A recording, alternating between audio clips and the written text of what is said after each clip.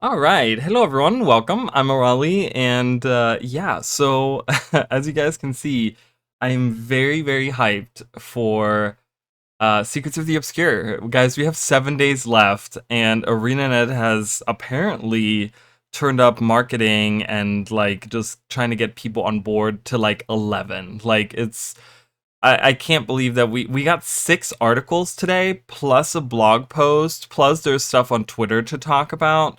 So it's like it's insane. It's crazy, and there's a lot to talk about. So we're gonna go through all of that. On Saturday, we had a video release of M. Nidus, the second. As far as you know, the first map is called the Skywatch Archipelago, which is going to be the one with all the distorted like areas and stuff where you see a bunch of like Cantha stuff and we see a bunch of like Alona stuff and it's all mixed together kind of thing. The second map, as far as we know, as far as I understand it, the second map is going to be Amnitis, and that's going to have the Wizard's Tower, and that's going to have really interesting things as we see in this video. So I'm going to start off with that. And then I'm gonna go through all the articles, and fortunately for me, so there was 4 articles released in English, and then there was 2 German ones, and I actually am German, so I'm gonna kind of fly through them. I'm not gonna translate them word for word, because there's just going through 6 articles, a blog post,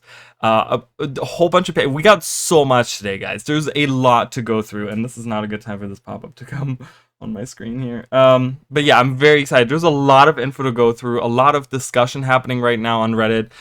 People seem to be overall really excited at this point, and apparently, well, we got the info on the Wizard's Vault, which is like super, super, super cool. And apparently people are liking it. I haven't read any of it, guys. I've just been kind of sitting here this morning. I was on Discord, just so you guys know.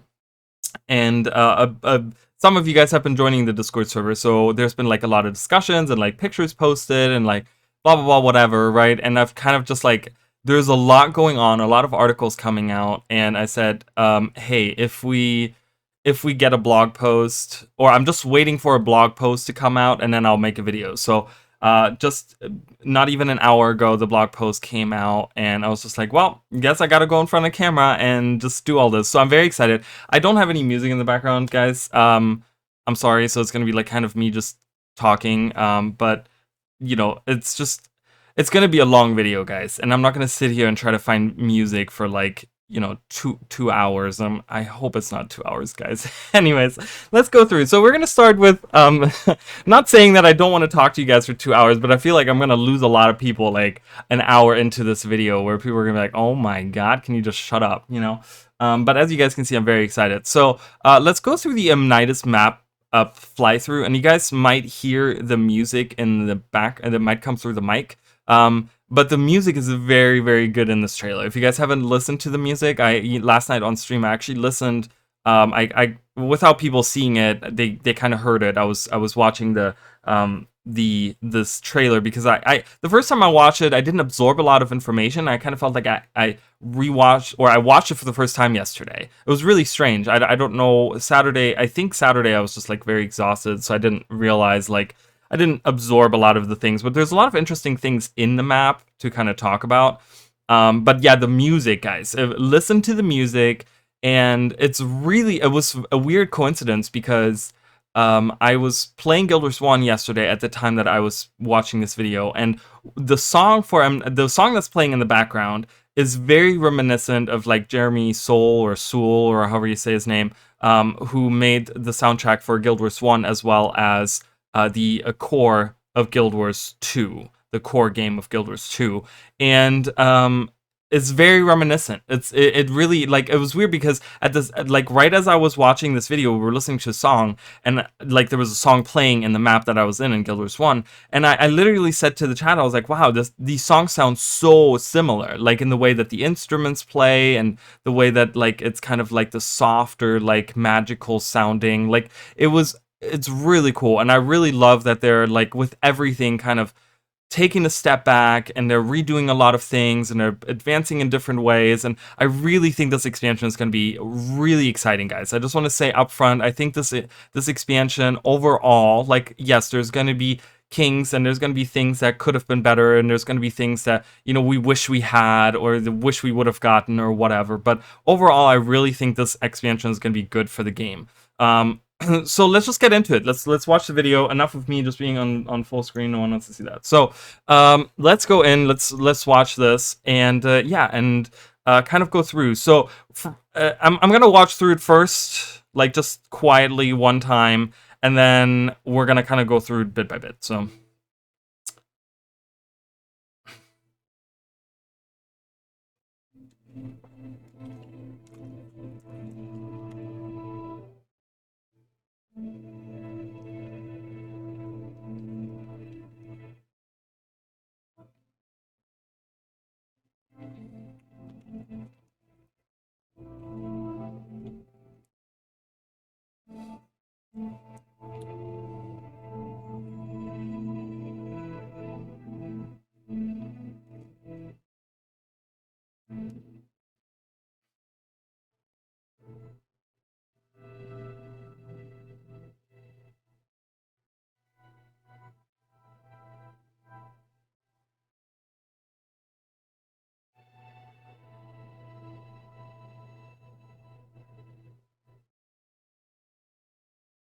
All right, so as you guys can probably see, I was kind of looking around because I was looking to see if there's like any details that we can pick up.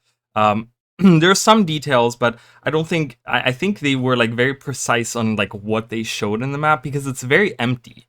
There's not a lot happening, and I feel like that's kind of supposed to be like, hey, we don't want to spoil anything, so they probably despawned a lot of the enemies and stuff, and just kind of left in certain ones. At least that's what it feels like, because I feel like all the new maps recently, since like ever, I feel like have always been like very like enemy heavy. There's always like enemies around, there's always like ambient creatures around, and we don't see too many. But so let's go through, and so we start off with this, right? Okay, and we see like all these structures, right? These are like the Astral Ward structures, right? This is I don't know if this is on the left, if this is the tower, the Wizard's Tower. Like I don't know if this is it. Like it seems very strange because this looks different than what we have seen before.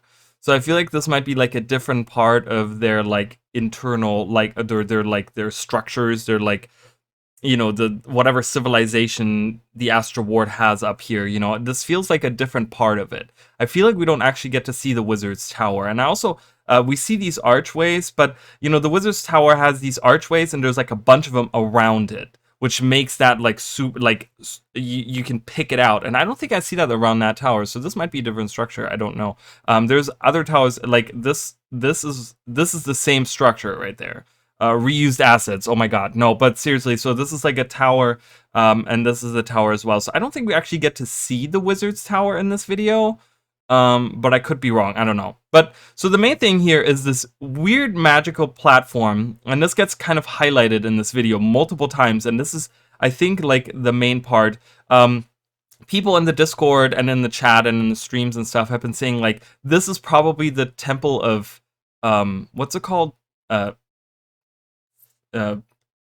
Temple of something. It's one of the strike mission locations. There's like the Cosmic Observatory, and then there's the other one. This might also be the Cosmic Observatory, but people were saying that this is like the middle thing is like the arena maybe for the strike mission, or maybe all the platforms, and you have to like move around like certain, you know, we have Kaineng Overlook where you have to like move from the main platform to like the smaller one, and then back and forth. Like we might do this as well here, where we like have to go through like portals, and we jump through these different circular structures here, and we end up in the middle, and then that's where we defeat the boss or something. I don't know. But yeah, so this kind of revolves around it revolves around this structure, and we go on, and then we see a player on their sky skill. There's a Jade Mech, so there's a lot of players hanging out. This is like a random armor thing. I don't think we can see anything super interesting. There's a guy with this like little dragon creature. This is like, what? Really? Only with premium can I get enhanced 1080? Enhanced bitrate? Okay, I don't know even what that is, but that's weird. I've never seen that pop up. Anyways, we'll talk about these orbs in a little bit as well. But yeah, I don't think we see anything out of the ordinary here. There's just player characters standing here. That's like the entrance to the, yeah, and then the same player character kind of flies away, and we see a little bit more. The big structure is right up there. There's some foresty stuff. I don't think we can see anything interesting again. We kind of just get a closer look at the, like, walking out of these structures, I guess. And then we see this, and I'm trying to figure out where in, like, in relation to everything else. I think the camera earlier, where we're looking like this way, like we're looking outward, and the camera was like over here, and this is where the player characters were standing earlier. And then the guy with the floating thing was like right at the top of the stairs, was standing there, and we're looking like this way outward now, so you can really see how high up in the sky we are and stuff. And there's a lot of, like, this ledge looks very empty, but I'm sure it's probably like draw distance stuff. But there's a lot of, like, ledges and climbable stuff, which is really cool because they can put, like, all kinds of, like, characters and things, like, everywhere. And then I also will point out that there is, like, a ghostly Itzel here.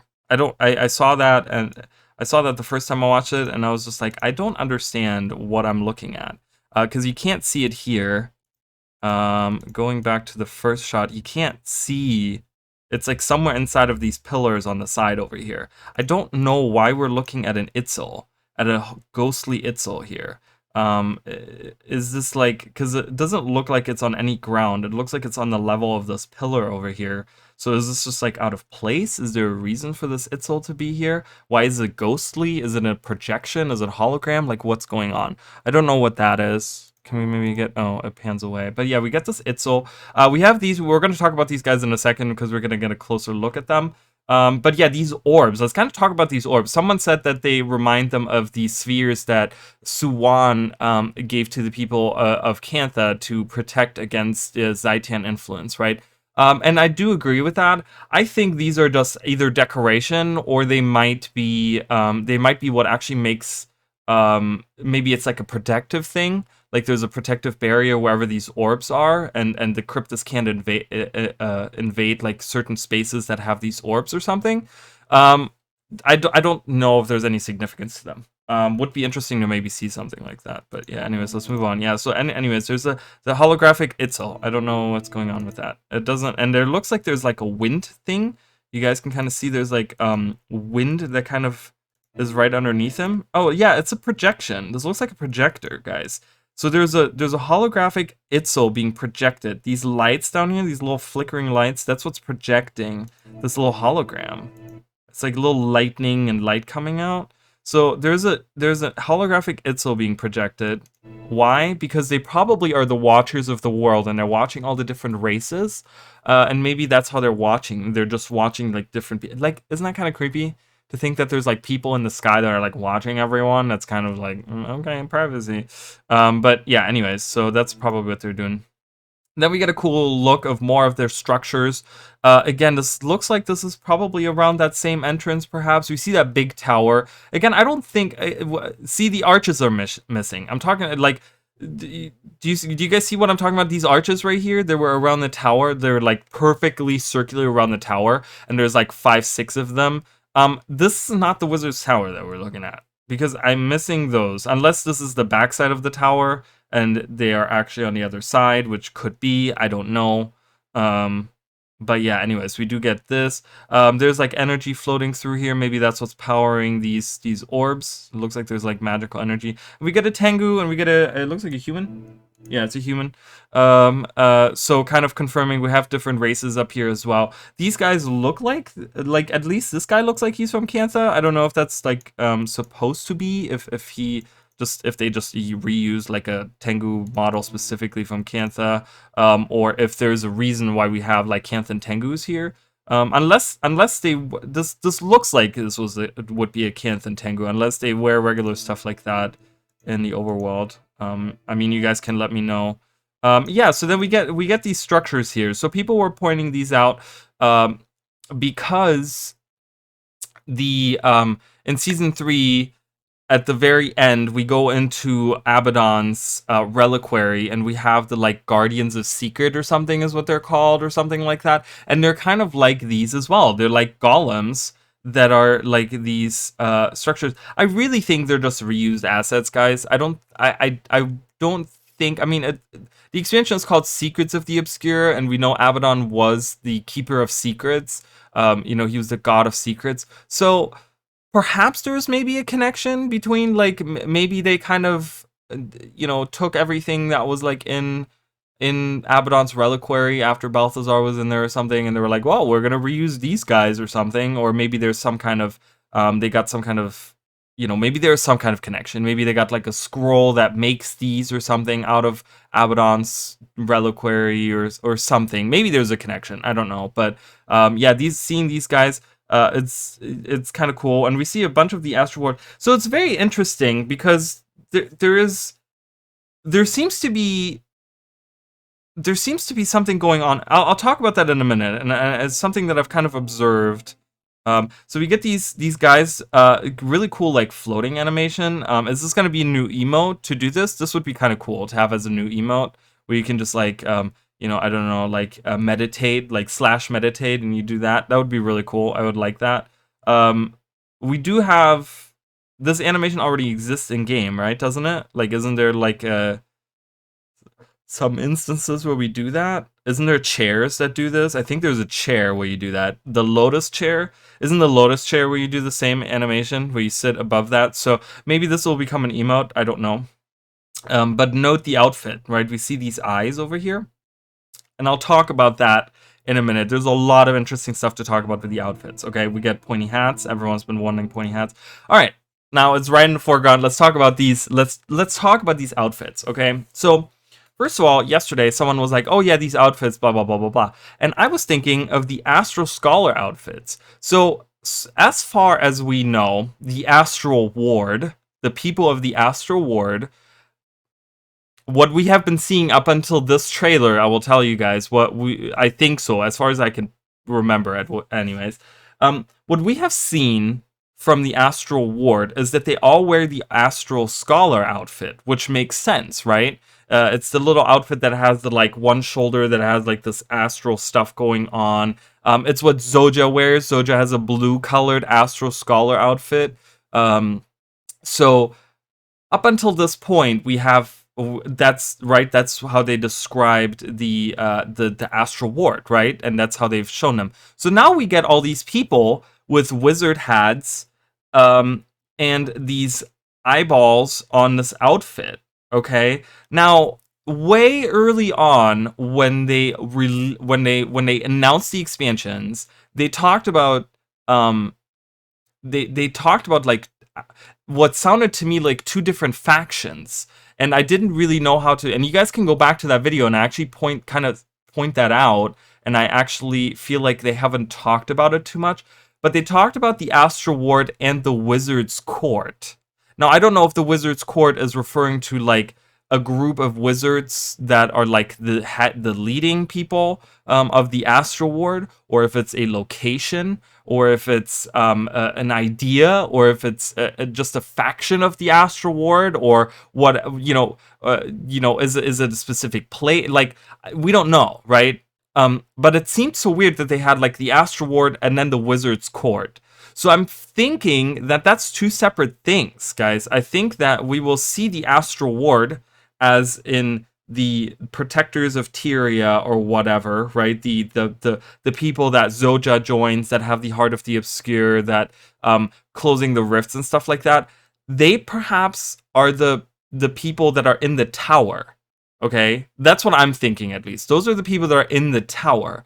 And they're different from these people that we're seeing now. These people are members of the Wizard's Court, who wear this, like, outfit. And this outfit is magnificent. Well, it is magnificent, but it's also significant because of the eye icon that's on it. Because, remember, guys, the map of the all, or not, I'm sorry, not the map of the all, the map of the mists. Remember the map of the mists? And I should really be pulling this up, but I'm not going to because I have way too many tabs open already. But the map of the mists, guys, pull it up on Wiki. You can just type in Wiki the map of the mists, and it has the big map, and it has in the center the sun-looking icon with the eyeball in the middle. Remember? So eyeballs, like we have it in the rift. Remember, we have the eyeballs in the rift. and we have the eyeball in the map of the mists, which point towards the center of the mist, which is the rift and the Hall of Heroes. I talked about this a couple of days ago on my stream. So there seems to be some kind of something going on with. I'm thinking, and these are different colored too. They don't have the astral scholars, the astral ward people seem to have all these white outfits, right? They're all like whitely colored with I think they colored the like highlighted stuff as like is it blue? I think it's like blue, like the highlights on it or whatever. But these are like different colors. There's some blacks, white, brown, blue. Looks like maybe like a little bit of gray. I think these are different people. These are not the Astral Ward people. These are like other people that live in the sky with the Astral Ward. Or like the Astral Ward is like a group of the Wizard's Court. Like it's the other way around or something like that. Because there seem to be a lot more of these guys around, and they're really being highlighted in this whole trailer because there is a bunch of them around. So I'm thinking that there is some kind of differentiation, at least, between the people we have seen so far and these people that we're seeing. So just keep all of those things in mind, right? So we see more. This hat is like amazing. I really love it. I'm not a huge fan of like wizard outfits or whatever, but I talked about this yesterday where I said that like and this is probably an outfit, right? Because they all look the same. This doesn't look like an armor. This looks like an outfit, and I would be okay with that. But I said yesterday how hard it is to make a heavy class like armor set, how to make it look like a light armor set, because there's a lot of pieces, a lot of armor sets that are for like all the body types, for all the like weight classes or whatever, and they look like armors, but there's not that many that look like cloth armor, you know, like magician's armor. Like it's very hard to make a heavy class look like they're wearing like cloth armor, like a mage or something like that. There's certain pieces, but you'll find that there's like a lot of repetitive pieces if you start making different outfits, because trust me, I've tried. But yeah, anyways, so we see two of these wizards talking to each other, which is just really cool. I can't wait to like walk up to this dude and be like, what are you all about? Because this is clearly a Norn, and having like all of these different races be part of like up here, like what brings Norn up here to being part of the Wizard's Court, you know what I mean? Like or the Astral Ward or whatever it is, right? We don't know, but like what brings them up here?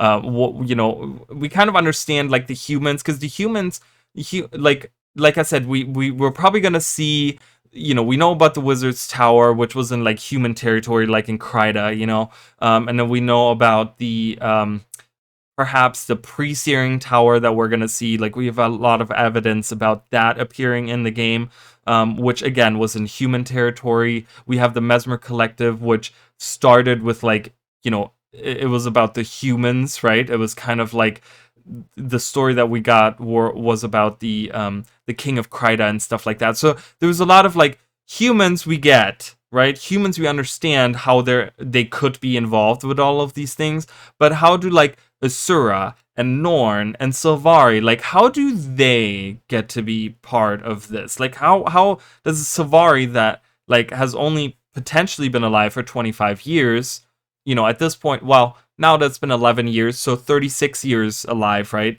How can they become part of this ancient order that's been there for a long time, right? There's like a mystery to that, I feel like, that, and we get more of the structure in the background as well. I really love these trees. These trees are really cool. These are very like reminiscent of like old school, like they always remind me of like the Blood Elves area in and I might just be like misremembering that, but the Blood Elves area for like World of Warcraft, I remember like when Burning Crusade came out or whatever, wasn't there like a lot of these trees that were around? It kind of reminds me of that. This whole area really reminds me. It kind of fits in with the theme of like wizardy. I feel like when you see like these wizards towers or these towns that are with wizards and stuff, you always see these types of trees. Like when there's a magical area, you always see these like types of trees, and like that's like a video game trope. You kind of see that a lot. So I feel like they really did a good job with that. Okay, this is a really cool shot. Okay, this is really, really cool. So I was talking about way early on when they announced Secrets of the Obscure. I talked about how the person in the picture, I think, is a seer and the evidence that we have. But we do see a Jinn here. This is like 100% a Jinn, right? Still with tattered ropes. So I think my theory still holds up that even the Jinn of the Astral Ward or the people in the sky, pardon me, the people of the sky still have like, or the Jinn that live in the sky still have tattered ropes. They don't have different outfits, right? Because people were saying one argument against what I was saying, that the seers are involved in this, was that, oh, well, the Jinn could have just a different outfit because they're now hanging out with the Astral Ward in the sky. Okay, makes sense, but apparently that's not happening. They're still wearing the same outfit that we saw before. On top of that, we get a Largos, guys. We get a Largos. This is really, really cool because we might get some dialogue out of this character that might hint towards future stories, right? Because they talked about they want to have isolated stories. And one of my big things I posed this question yesterday as well, is like, where are we going next? Not saying that I want to get through Secrets of the Obscure really quick and go to where we're going. But there's always the question of like, ooh, we're doing new isolated stories in different parts of the world. So where are we going to go next? It's kind of like, and underwater, it would be very, like, statistically speaking, like, we're going up into the sky. So we're either going to go underground for like a Depths of Tyria expansion or underwater, right? There's like, that's a big possibility. So we might get some info on the Largos. Maybe get some info on the Tetia's houses. What the heck a Largos is doing up in the sky? Like, a lot of questions. And again, another Tengu. And they're playing the little RC Golem thing. Can we play this here? It doesn't look like there's a console to interact with. So this might just be like something that's kind of the arena this year. But that was the little mini game. I never really played that, so I don't really understand how this works. Maybe you can play this in Heart of Thorns. There's an area where you can play them. I really wish they would bring them back to the starting area of the Asura. I don't know why they ever took that away, because you were able to play this in the starting area of the and I did play it like 11 years ago, but I kind of just like whatever, and I kind of left it and I never played it again. So yeah, anyways, so we get the shot of like 3 different minor races, so to say, of the world, right? These are not the 5 major races, and these are not part of the elder races either. So very interesting getting a shot of these 3, whatever they could be talking about, right? Yeah, again, we get more of these wizard people. Again, different races. We get humans, we get Char, and we get an Asura as well, and then we have a grumpy-looking human over there as well. Yeah, and like I said, these do not look like the Astral Ward people or the Astral Scholar. Like they were highlighting even the when you look at the Wizard's Tower, like a lot of the concept art. Oh, just so you guys know, there's a thunderstorm coming in. So if you guys hear rumbling in the back, that's what that is. But the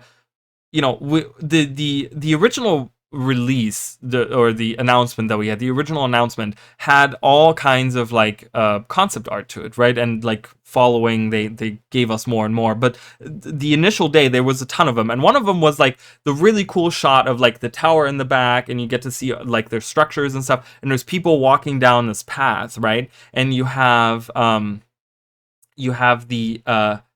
the people are walking, they're all wearing the Astral Scholar outfit, all of them. Like, I think there's like one person on the side that's wearing something that looks like a cloak or something, I think, but from what I remember on the top of my head. But yeah, there was like a bunch of people that are all wearing the same outfit, the Astral Scholar outfit. And I'm always like, okay, those are the Astral Ward people, right? Because Astral and Astral kind of goes together, and that's why they're wearing that, and it makes sense, and I like it, and it has like a, you can identify them. It's like a uniform. These are the people, but this is different. These are differently clad people. They're wearing a different outfit. They're wearing like whatever this eyeball outfit is, which I totally need to get because I really love the idea of that.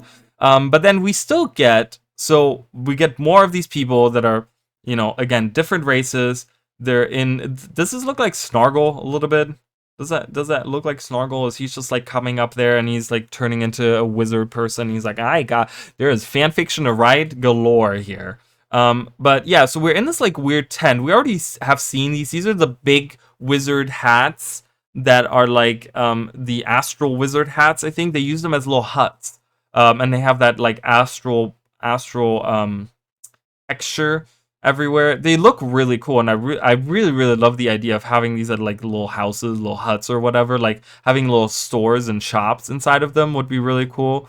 But yeah, so it seems like the Wizard Court, these people, like I'm calling these guys the Wizard's Court, okay? And then the Astral Ward, they seem to be allies, right? They seem to be, because this structure looks like Astral Ward structure, but then we have these guys in here and they're clearly like recovering from probably being attacked by Cryptus or something. Oh, last shot also again highlights this the structure, but we actually get to see and I didn't talk about this. I kind of completely skipped that, but we get to see the corruption, and this is like Cryptus corruption. So this is probably, I think, is very, very likely that this is going to be one of the 2 strike mission areas. Something, or, you know, at least this is going to be an important area. This keeps getting highlighted throughout the trailer. You guys can, like, you know, go through the trailer again and see how many times this pops up in the background. Yes, they're showing us things in the foreground, and a lot of people focus on that, right? Because you see these glowy eyes and the, you know, the orbs and the pillars and stuff. But this is always in the background in a lot of these shots, and this is very like highlighted. So let's keep going. Yeah, we're going back to that shot. And then, yep, and then we get a close-up of what is actually in here. So this doesn't look like it's a barrier because there's a Cryptus corruption. There's a Cryptus hanging out in the back. And then one of these golems destroyed on the ground. So it clearly shows this is a point of invasion for the Cryptus. We see this portal right here. Do you guys see that portal? This looks like the portal in the trailer. We've seen multiple of these. We don't know where they are located. Those are the 6 symbols. Do you guys see that? There's multiple of these portals, guys. Are these like little, you know, it's very strange to think that these would all be portals that teleport to different locations, but perhaps, like I said, if we have a strike mission and we have to go through these portals to teleport to the next one of these structures, because there's 4 of them around in a ring, you know, this could be it, guys. We do see the symbols. We're gonna, later on in the video, we're gonna talk about these. This is gonna be a long video, guys, just so you know. There's a lot to talk about. There's a tree we can chop down, and there's a vista right here. So we know clearly that this is not an instance. This is not just a strike mission. We're going to be able to come up here in the open world, right? Because we can chop down this tree. This is like probably, you know, level 80, like Elder Wood, whatever they're called, right? And then there's a vista right there, which is part of the map completion. Yeah, so, and then we have a Cryptus here. So there's enemies around in the map.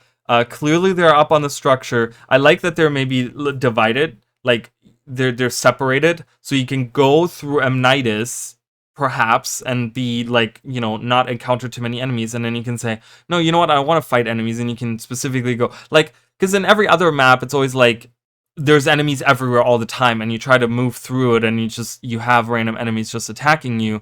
But having these kind of maybe be separated from each other would be kind of cool. I don't know. Maybe, you know, maybe have other things going on in Amnitis that we can do, perhaps.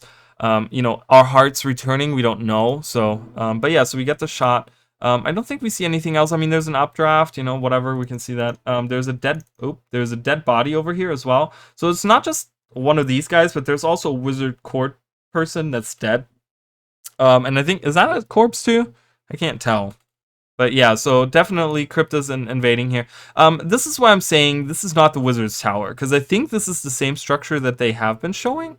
And it doesn't have these rings around, and it's way smaller, right? Because you can see a guy for scale right there. There's probably a Norn. I think he looks like a Norn. There's I think a human size or humanoid, like a Sylvari or whatever down there. This doesn't look like the Wizard's Tower. The Wizard's Tower has like one tower and then kind of, but it goes way taller. And doesn't it look different too? Doesn't the actual tower part look different? But there's a sky scale right there. This is the Cryptus skin that they've already shown off. And they're coming through, kind of utilizing the ley line there, kind of zooming along there. I don't think we see any other details here. Oh, this is the same guy flying by this tower now. With the arena arena in the back. They keep highlighting this. This is a very important location. It looks like there's a platform on top, and again, the structure itself looks like it's part of their architecture that the you know, the people in the sky have, but this is all twisted. This is all twisted and weird. So this could be where the influence of the cryptas is really like warping maybe even the architecture in a way. You know, or maybe whatever creature lurks up there, you know, whatever boss creature is waiting up there, is kind of transforming the, because this is definitely a like a people of the sky architecture structure, you know, whether it's the astral ward structure or whatever, you know, wizard's court people or whatever, right? But it's warped. It looks very different. It's very, very different contrast to all the other things. Everything is clean cut, kind of just like bam, bam, bam, you know, everything is like very, and this is like all like warped, and so you can really see, if you look at it, you can see a difference. The music is amazing here. We get a little fountain. We get again, in the background, the arena is in the background. I'm telling you guys, the arena is such a highlighted area. I think this is where the last boss is. We do get one of the golems, and we actually, behind this pillar, see something else. So let's kind of watch. Do you guys see that? It looks like one of those fireflies enemies that we've seen like since ever. You know, the little firefly things that you can find in even low-level maps or whatever. But pay attention to that area right there. You can kind of see it flutter about. Do you see that? Maybe this is a new enemy. I'm not sure. Again, we get the arena once again. We get more of the same structures. We do have other things in the background that they're not showing us. I mean, is this the Wizard's Tower? Again, I don't know. This it's all very confusing. This looks very confusing, but it looks like a fun map to go around. Like, it's very confusing, but once you get used to it, it looks like it's a fun map to traverse. And it looks like there's a lot of people, and it doesn't look like there's a lot of enemies going on. It looks like they're very contained to this area, because again, there's astral ward people walking around everywhere, and they're fine. They're not fighting anything. Nothing is happening. Again, maybe they despawned a bunch of enemies. I don't know, but yeah, so, and then again, we get another shot of the arena for the very last time for the trailer. Now, I will point out that, as you can see, there's a main platform, there's 4 circular structures around it. So there was the, there is the Grand Court of something something in Guild Wars 1, and God knows, I forgot what it's called, but there is a mission in Guild Wars 1 where you fight Abaddon or you don't fight Abaddon, you fight against invasion forces of Abaddon from the Realm of Torment, and we have drawn many connections to Abaddon. There's many connections with like the demonic forces that Abaddon had. Again, we kind of talk about the Guardians of Secret. Oh, thunder. There's a lot of like things like that there's a little bit of connections between Abaddon, the Realm of Torment that he was in, the demons that were under his command, with the cryptas and like what's going on with this expansion. But I forgot what it's called. It's called the Mirror of Liss, I think is what the actual structure is called, but it's in the area of, it's in Ilona, it's in Vabi, and it's one of the missions in Guild Wars 1, and I'll probably put a picture up about all these things that I talked about, just so you guys can see what they look like. Again, you can Google it, but it's a mission that you do where you're on this floating platform, and it's called the Mirror of Liss, and you have like 4 different areas that you have to go to, and you have to close rifts. And then in the middle you have to fight a boss, and I forgot what the boss is that's in the middle or whatever, but it's invasion forces that are coming through these portals on the Mirror of Liss, I think is what it's called. Again, it's been a long time since I played that mission, but this is what that reminds me of. It's like 4 different arenas with the center, you know, obviously looks way different. This looks nothing like what that structure looks like, but it's still kind of like 4 arenas around a central arena structure. And yeah, so here you can see how this is all very like M. Night's People of the Sky, but it's very like, it's not, you know, it's not clean cut straightforward. It's all like blended together and warped a little bit, this whole pillar in the middle. So again, what this is about, I don't know, guys. I don't know. We're going to have to wait and see. We see more of the corruption. We see a lot. So there's clearly something going on with this. This entire thing is being highlighted as like the thing in the map. Like, if you guys, you know, I hope that, you know, you guys noticed this before me. But if you haven't noticed this, here it is. They're highlighting this thing. And this thing is going to be very important, whatever the frick it may be. Whether it's the portal to the realm of the cryptas, or it's the balance of the world that's, you know, at stake here, or whatever it is. This seems to be very important, I think. Anyways, let's move on, because we're already like way long into the video. Ooh, this is like better on my eyes. It's very blurry. This video is very blurry. And this is much sharper, so this is better on my eyes. Anyways, let's talk about the Wizard's Vault. It was really funny. Yesterday, I was asking on stream, I was asking you guys, I said, what do you guys think we're going to see tomorrow for a blog post, right? And I said, I was like, it's going to be the Wizard's Vault, and we're not going to get any info. I was half right, because we got a lot of info, okay? We get a lot of really cool info. A lot of the articles as well talk about some really, really interesting and cool things, going into detail. So it looks like every piece of stuff that was released has like a little bit of info. I haven't read any of it. So I don't know. I could be completely wrong on this, but this just released earlier, like an hour and a half ago. So let's kind of go through it.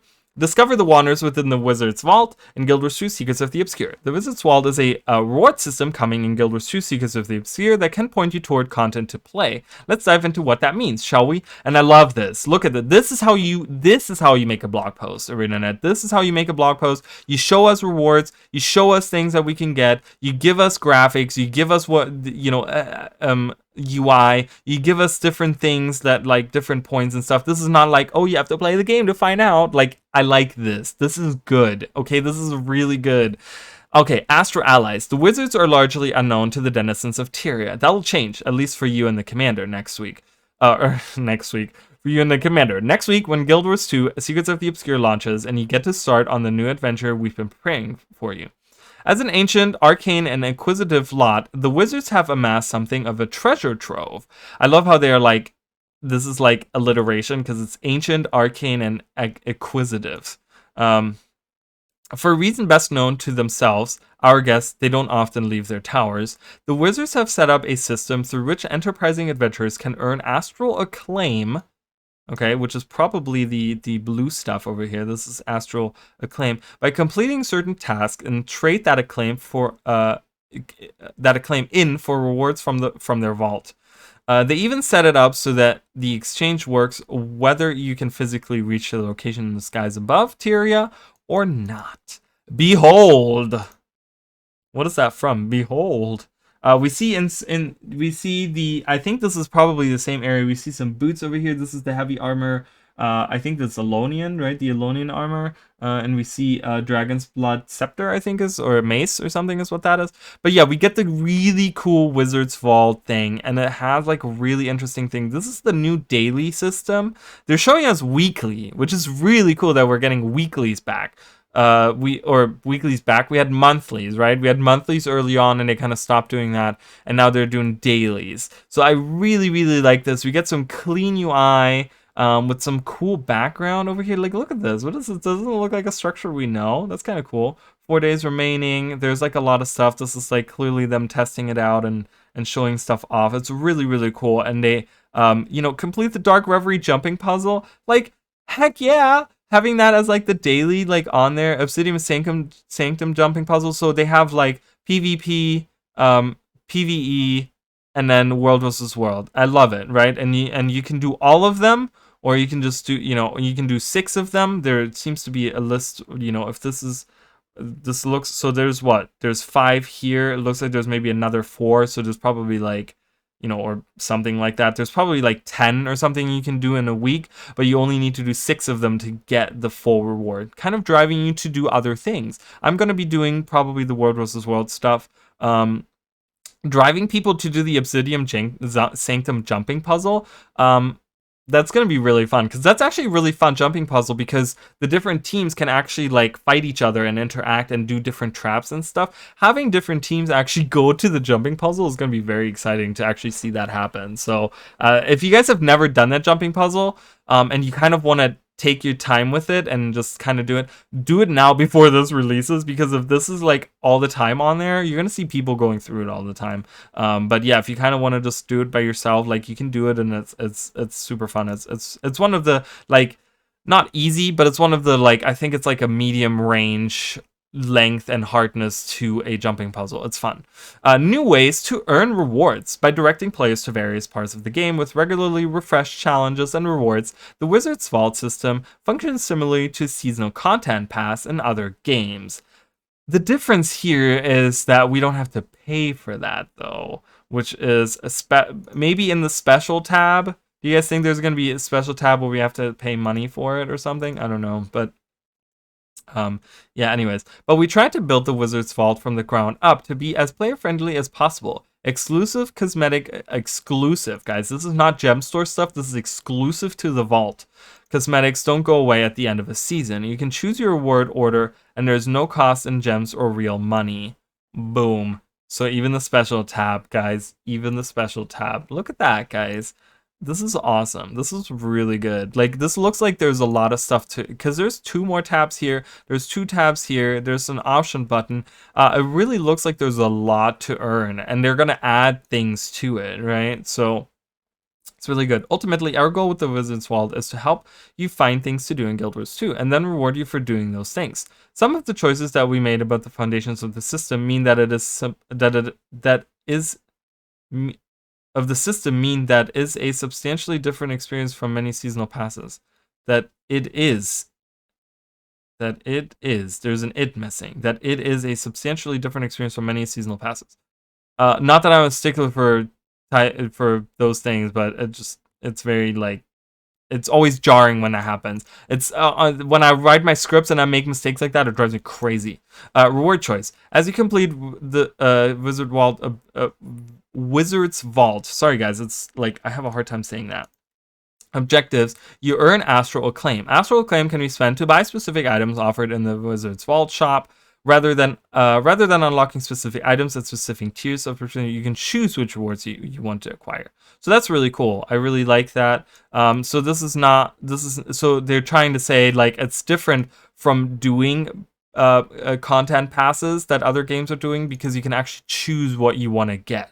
But in the sense, it's the same thing. Reward longevity. The rewards in the vault rotate every few months, but any cosmetic rewards, because I'm done saying that word now, I'm just saying vault.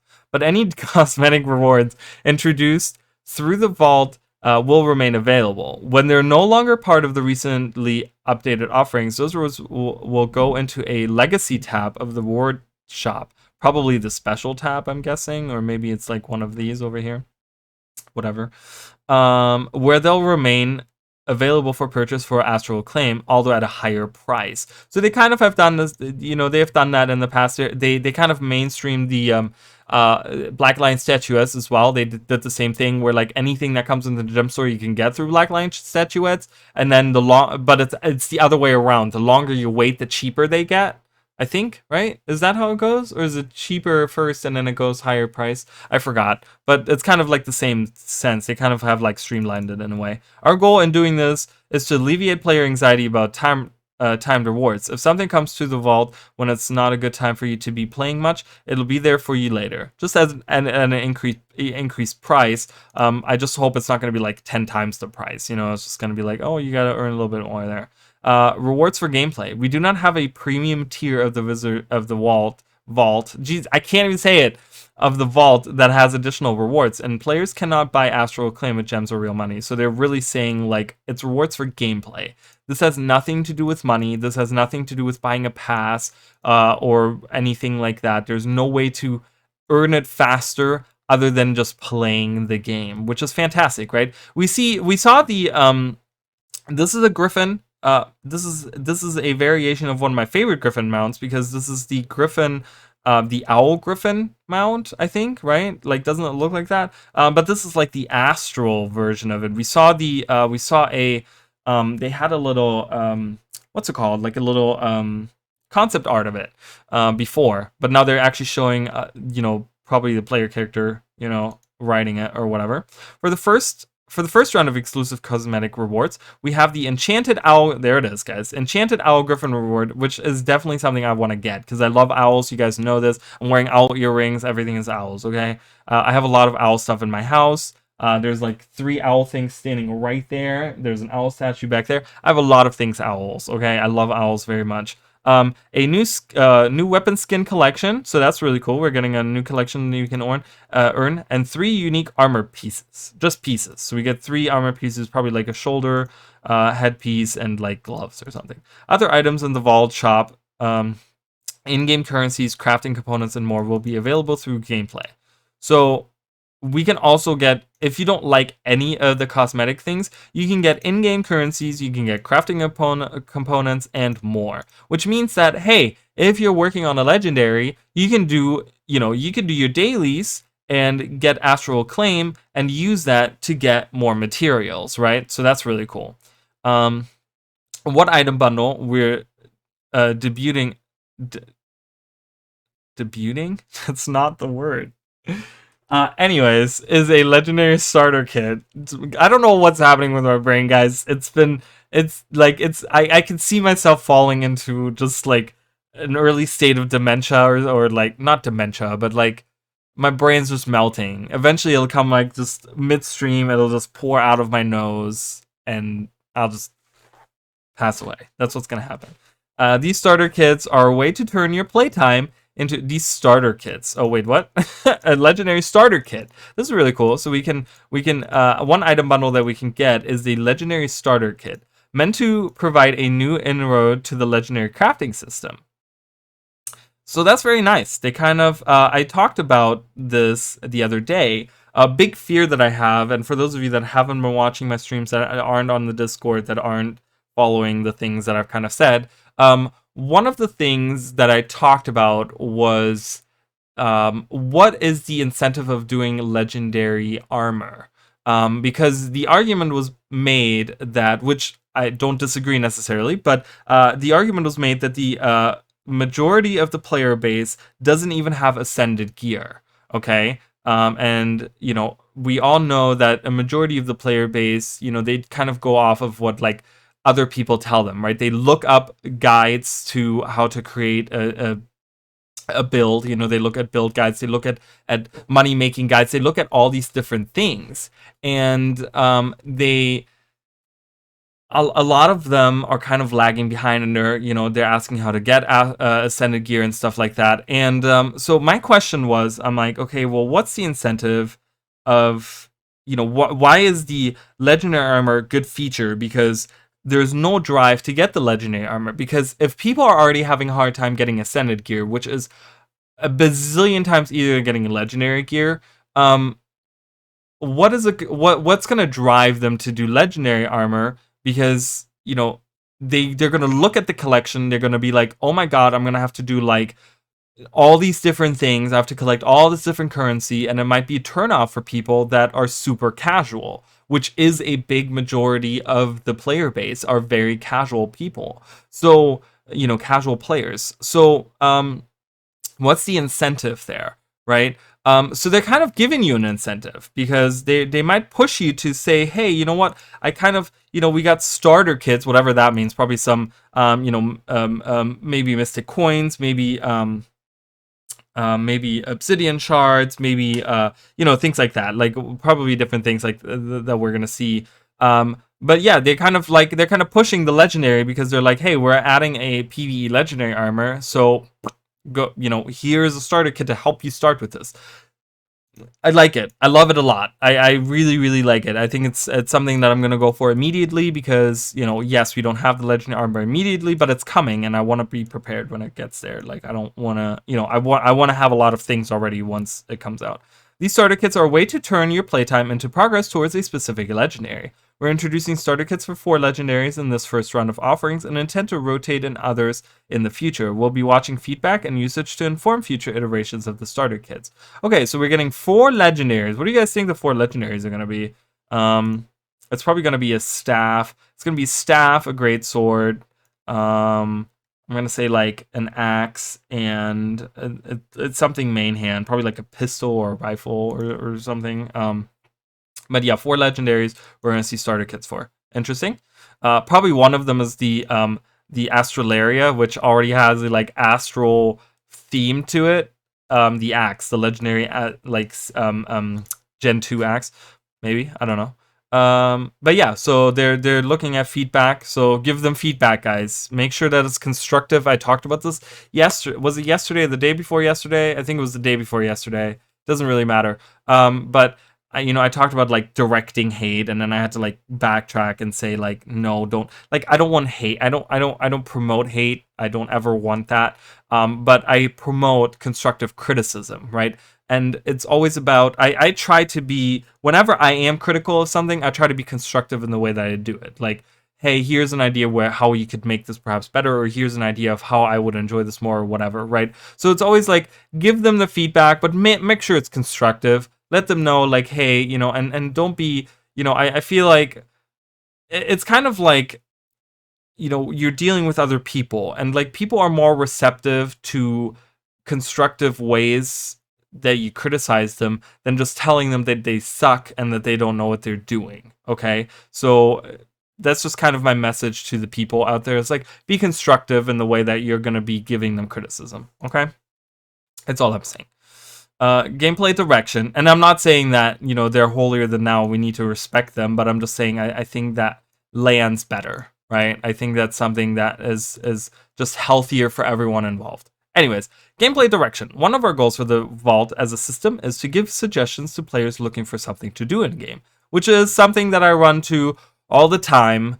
Like I told you guys, I'm a very casual player. The way that I consume this game is very casual. And I run into this, I run into the logging in, perhaps doing my dailies, and then I'm kind of like, what the frick do I do now? But so maybe the system, there's enough to do in the system every day, every week for me to, get driven to do something. To that end, we have daily, weekly, and special objectives related to PvE, World vs. World, and PvP. Those three categories are presented as checkbox options, so you can choose from 1, 2, or all three. So I will be checking the PvE and World vs. World because I don't PvP.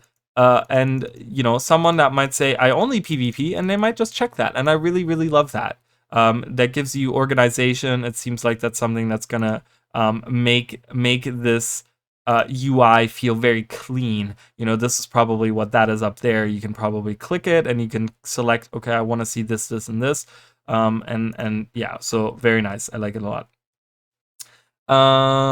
In addition to the daily and weekly objective refreshes, special objectives are refreshed each season when the Vault rewards cycle. So we get special objectives that each season, probably meaning like each quarterly update. It's probably like every 3 months we're probably gonna see a new season, as they call it, I'm guessing. I would think with like each major release, right? Because every quarterly update they want to do a major release or at least a balance update. So we're gonna see like a bigger, we're gonna see a season with those coming, which is gonna be cool. That's what I hope. I hope it's gonna be 3 to 6 months. I don't want it to be any longer. I don't want it to be like, oh, the next expansion in a year is gonna have the next season. That would kind of suck because I feel like they might be special objectives, but probably they're not. It's not going to take us a year to get them, so we're kind of going to sit there and wait. The Vault replaces the existing daily login rewards and daily achievements, specifically the generic daily category. Other categories, like Fractals, End of Dragons, will still be around in the achievements panel.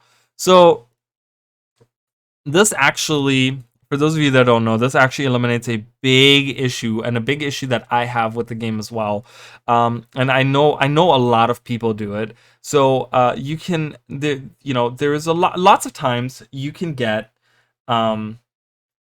you can. There's been many times where the core game has been free, right? And you can get a code to whatever through like Amazon or whatever. There's like been many times where you can acquire a code for the core game of Guild Wars 2, which is like just a core game, but it unlocks all the stuff of having like a bot thing, which means you get daily login rewards, is my point, right? So there's a ton of people that I know that have like 25 different accounts, and they log in every day and they get login rewards, which are like mystic coins, laurels, which you can get crafting components for, a whole bunch of stuff, like just there's a lot of stuff that you can get that if you log in every day on like 20 plus accounts, right, like 25 accounts, you can make a lot of money in a month, right? You do the whole freaking month and you can get a lot of stuff out of it. And that's always bothered me because I just felt like it's wrong. It feels wrong to me. It feels very like, obviously this is not against any type of like code of conduct or whatever, but I feel like there's a code of morality. I feel like it's just like, you know, you're just influxing your account with like hundreds of thousands of gold every month, perhaps, right? And it's like, never been a fan of it. You know, I have another account for Guild Wars 2 that I probably haven't logged in 2 years, and I couldn't be bothered to do that because I don't know.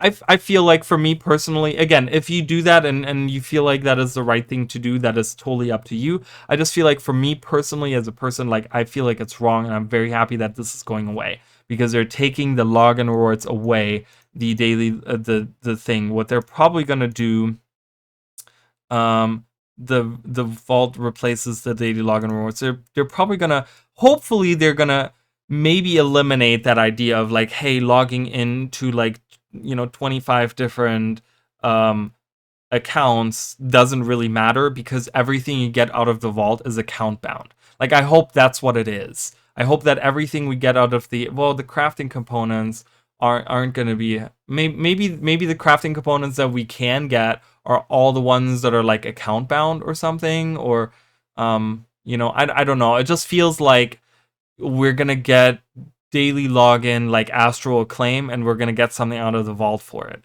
I just hope that we're eliminating the whole like, oh, I have 25 accounts, that's why I'm rich in the game. I kind of hate that. You know, I'm not a fan of it, at least. So I hope that there's something that they're doing about that. But anyways, the other dailies are still in there, which is fine. You'll continue to receive progress towards daily completionist by completing the daily objectives and achievement points from the vault. So the daily is capped at like, I think 15,000, and I think I'm at like 10 of that or something. I could be wrong. Or is it like 1,500? I said 15,000. It's not 15,000, is it? I don't remember. But there's a cap to the daily completionist achievement, where you can get like achievement points out of it. But they're just telling you, hey, you're still getting those. Those are not going away. And then we see some of these rewards. This is probably the weapon skin that we're gonna get introduced in the first round. And then we're also seeing the perhaps this outfit we can earn through that. I would really like that. But then we have what looks to be the headpiece. Is that the tier 3 headpiece? I think this character is wearing all of the armor pieces. They said 3 of them. I think that's gonna be the gloves, the shoulders, and the headpiece. Maybe I could be wrong. Let me know if I'm wrong. I don't like these shoes outfit. I just realized that. But yeah, we're probably right next to the vault. There's more wizard people hanging out or whatever. But yeah, anyways.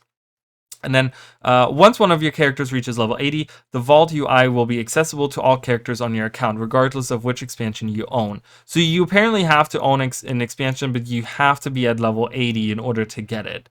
That's interesting because you've been able to do dailies even on level 20.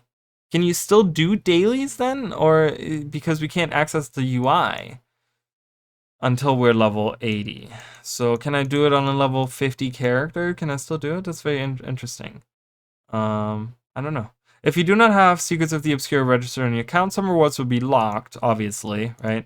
And you will be unable to visit the in-game location of the vault. The system will be fundamentally the same for you otherwise. We'll be keeping an eye on feedback. So you do have to own an expansion, though, which kind of has been the thing before that as well. You kind of either had to have like the core game code or whatever, or you had to have an expansion. So we'll be keeping an eye on feedback for what we can do in the future to continue to improve the system. I really like, though, because the thing is, you can improve on a system once you have a system in place. And I feel like ArenaNet never really had a daily system in place. It was just kind of like they were just like adding onto it or just like not doing much with it. Now that they actually have a reward structure for the daily, weekly, and special stuff, they can build on that. And we can maybe even see like monthlies return because there's more space for tabs up here. So they could do monthlies, or they could do like, you know, whatever, like specific things that are like, you know, specific time frames or specific maps or specific whatever, right? They can always change it, and it's nice to have a system that we can change. All right, so that was the first thing. We kind of went through that. I'm trying to get through it a little bit fast. We're already over an hour, and I just haven't even scratched the surface of what's going on. Reddit, guys. Reddit is full of all the things. right now. But we're gonna go to this post right here in particular. I just want to see, did we get any? Because this has been open for a while. And I was saying something about the German. We're gonna go through all that. Luckily, I speak German, so we're gonna. Oh, there's an Italian. Unfortunately, I can't do the Italian, guys. I don't speak Italian. We're gonna go through it and look at the pictures, perhaps, and maybe I can pick out some things here and there. But yeah, so let's go through the first thing. This is GameSpace.com. And the hot topics. The top one right now is Guild Wars 2, man. Telling you right now. Ed wrote this. Ed Orr. Ed Orr. Whoa, what's going on? That's like meta right there. It starts off with a glimpse beyond the Wizard's Tower. We get this is the shot from the trailer that we saw on Saturday. We've already discussed that. This is more of the chalk situation going on here. I'm kind of looking at that. Ooh, this is cool. All right, anyways, I'm skipping ahead, guys. There's more to the world of Tyria than a little abracadabra. Abracadabra, Jesus. Over a decade after launch, this extraordinary MMORPG has taken Tyria to the brink of destruction, blown up entire cities, defeated dragons, slayed our hearts, and now it's time for a new adventure. We get an early peek behind the curtain with a preview of Guild Wars 2 Secrets of the Obscure and the Wizard's Tower. The Wizard's Tower has played a central role in much of the pre-release hyperbole and speculation. Hyperbole? Was it really hyperbole, though? For the latest Guild Wars 2 expansion, and seems like the perfect place to take a look ahead. This mysterious construction doesn't just hover above the pastures of Kessex Hills, it doesn't anymore. In Secrets of the Obscure, you'll find it central to Amnitas. This spacious new region that seems to sit beyond normal time and space played host to a rabble of journalists for a swift hour. So they got 1 hour to sit there. A bunch of journalists, as you guys can see, there was 7 articles so far. So was it 7 people that kind of got to sit there? And it's certainly impressive, is what they say here. This is GameSpace.com. So again, I'm not too familiar. The only one that I'm kind of familiar with is like Massively OP. But again, you guys can kind of let me know how legit some of these sites are, how which ones your favorite are. I don't know if people have like favorite journalist, gaming article sites that they go to or whatever. Anyways, the Wizard's Tower sits at the heart of this new map and acts as something of a safe haven, existing between realms and ready to save us from the latest battle facing Tyria. So existing between realms is super interesting because we talk about like, going into the mists, and we talk about like traveling through the mists, and we talk about like the cryptus invading from the mists and stuff, distorted worlds. So there seems to be like existing between realms. Obviously we saw that the Wizard's Tower can teleport, can move. So we'll see how that all plays together. And ready to save us from the pearly white palace acts as a moment of brevity in what ArenaNet promised will be an epic battle. What ArenaNet promises will be an epic battle. That's okay. We'll just ignore that. It's just I read it and I'm like, this is not how you say that. Like, in what ArenaNet promises will be an epic battle. The scale of the save zone provides room for all manner of NPCs. And again, I'm not the best. You guys know that I can't even say Wizard's Vault, okay? So, not a stickler for that. It's just something that, like, in my brain is like, I get a little jolt, and then I have to, like, or jolt? Would it be jolt, or, yeah, it's jolt, right? Or jolt? Jolt, in my brain, and I'm kind of like, oh, I have to point that out. Anyways, the scale of the safe zone provides room for all manner of NPCs and plenty of exploration. Expect every possible resource at your disposal and tons of secrets to unravel. Love that. We're gonna be doing that, guys, on stream. I'm gonna be going through it. I'm gonna get a microscope, and we're gonna go through everything. Like, we're gonna look at everything. We're gonna talk to every NPC. We're gonna try to find everything. This tower in particular comes littered with scraps of lore and knowledge. Please tell me more. This is so good. It's so gargantuan that it hosts its own jumping puzzles. Ooh, we get a Wizard's Tower jumping puzzle. Love that. There's even a little corner of Halloween nestled along a hidden hallway. What? That's so cool. We're gonna get to see a little bit of Mad King's Day just year round in a little hallway. Oh, I love that. Are we gonna see not Nightmare Court? What are the people, the courtiers, the people, his followers? Are we gonna see some of his followers hanging out there? That would be really cool, like a skeleton just kind of hanging out in a hidden hallway. Love it. If you have the time, take a stop. Take EA stop in this safe zone. Jesus. you write for a living. Like, double check your work, please. Jesus. It's a delight of discoveries, and hopefully one that will uncover new surprises as time unfolds. And I'm not trying to be an asshole. It's just like, this is like, just run it through like a thing. You know, there's the what is the one you have the little extension that you can have of the little thing that corrects everything for you. Like every like I feel like every like word type of thing where you type stuff up, they will tell you that this is wrong. It's weird. I don't know why I'm hung up on this. It's a delight of discoveries, and hopefully one that will uncover new surprises as time unfolds. That would be really cool, seeing new things as time goes on, kind of changing maybe a little bit, maybe opening new portals here and there where you can go to different maps and stuff. That would be kind of cool. This is really cool. Look at that. That's like some kind of, that looks like an Asuran device back there. Oh, is that an Asuran character? Can't really tell what this is supposed to be. But this looks very Asuran, and this is like chalk, so we might see some Asuran stuff there. Beyond the Wizard's House, the new maps we glimpse continue to play on the same sense of vertical scale that we've seen before. Instead of delving all the way down into what lies beneath, these maps twist up into endless void. Weird that they use void as a word. Endless void? Twist up into endless void? Is there stuff above the... Is there stuff above the islands? Beyond Tyr's own time and space, a council of magic has erected constructs and a colosseum that exude power and impose themselves upon the landscape. So the colosseum is probably that flood. This is because this is capitalized, so this is like the colosseum. So that's probably the floaty thing that we saw. It's called the Colosseum, which leans more into like, hey, we're gonna see some kind of battle there. Power and impose themselves upon the landscape. Amnitas is a hub of magical knowledge, with all the major areas constructed around the same time. These include the aforementioned Wizard's Tower and a series of huge islands. Each act as a bastion, capitalized, bastion, and are the center for different schools of thought. So Bastion, is this a hint towards Bastion of the Penitent? The only Bastion that we know in game is Bastion of the Penitent. Act as a bastion, and the Bastion of the Penitent was a prison. That's like kind of meta.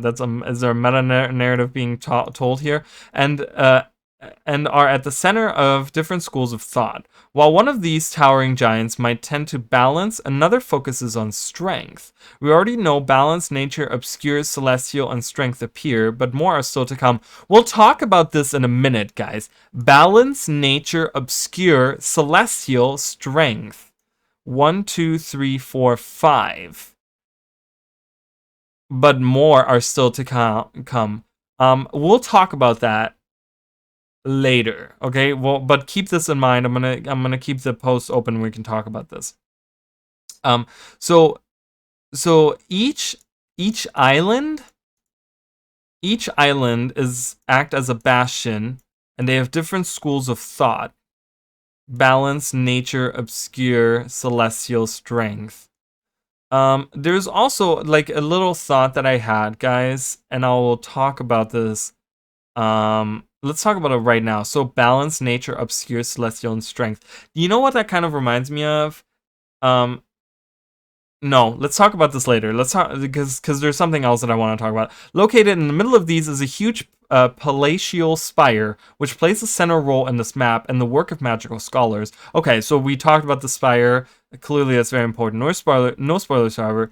Where New Kaineng and the Canthan chapters of Guild Wars 2 leans on Eastern influences, these new areas are much more aligned with, to Western mythos. Very good, I like that a lot. All gilded marble and immense spires.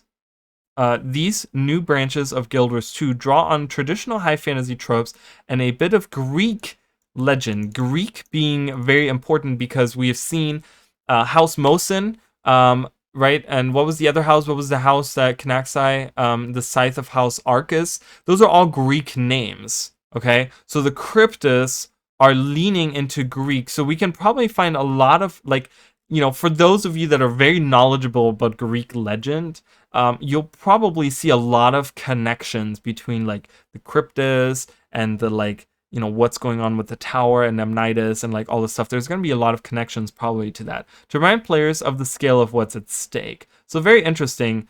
So that probably leans into whatever in Greek legend deals with like maybe the apocalypse or maybe like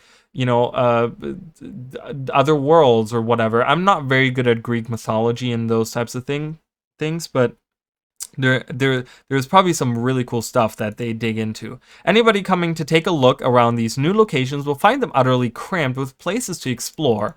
Yes, so good. I'm so excited, guys. Out beyond the safety of those marble walls, fractals of reality shear into existence. Slices of Tyria fall through the gaps and come to rest across this preview. A jungle outcrop that could only be from the furthest reaches of Maguma, and they spelled Maguma wrong. Guys, if you're gonna use a name from somewhere, you better make sure you use it right, okay? Maguma has two M's. Lay sandwiched between desert outcrops and floating dangers. Scattered among these untethered attractions are one of the core features of Guild Wars 2's latest expansions, rifts that seem to seep through form rifts that seem to seep through form rifts that seem to seep through form a demon realm must be sealed. From a demon realm? I can with these typos. Rifts that seem to seep through from a demon realm must be sealed. That's what it says, and it says form, and it really messed with my brain, guys. Before, because I'm like, what's forming? A demon realm is forming? That's literally what my brain was doing. I was getting way too excited. Before something truly monstrous can come crashing through into existence. So demon realm, guys, they're hinting at the demon realm. We're hinting at probably the third map I talked about this, the demon realm. We get this really cool picture of inside. This is inside of their structures. Really cool. I really, really love this. There's a giant rift in the middle. There looks to be something that's connecting, some kind of like whatever. Probably you have to destroy these to disconnect the rift or stop whatever. But there's like, it looks like there's people around. There's definitely a person there. There's a person on the sky scale. There's a person there because there's a floaty, one of the dragon ones, one of the dragon jade. There's a person there actually too.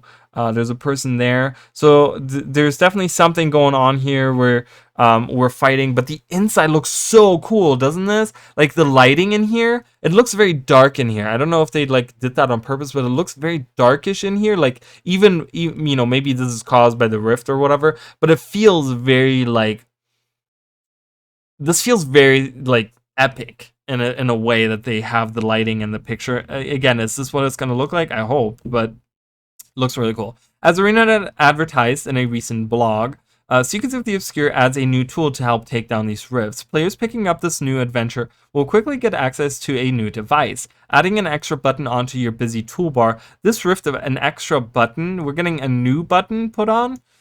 I'm running out of buttons on my mouse, guys. I hope this is gonna be something where I'm like, I can like, I don't need to use it mid-battle or something. I hope at least. Anyways, where was I? This rift device will allow players to find portals with the push of a button. The star-spangled highway that unfurls through the void is a great way to point players in the right direction, and that's all. And that's not all it does. This new tool is crucial to clearing out invasive rifts. Players, we kind of know about this. This is the whole mechanic of like finding where the rifts are and closing them. Players coming into contact with an inky black miasma can draw out the horrific cryptas that hide behind these veils. Point and click is the first step in bringing avatars of despair or gluttony into the world. Despair and gluttony. Very interesting because there was demons in Guild Wars 1, followers of Abaddon. There was actually two that we saw, and one was called the Hunger, and the other one was called the Drought. And there were like two different demons that we dealt with. I think there was more. There was probably more that were like later on in the realm of torment, but I do remember these two came to the world of Tyria, so that's why I kind of pointed those out. But yeah, so it seems like we're getting more of the like, gluttony being one of the 7 sins, right? Despair is not, but still, we get like these cool avatars and stuff. I like that. It kind of leans into, do we like,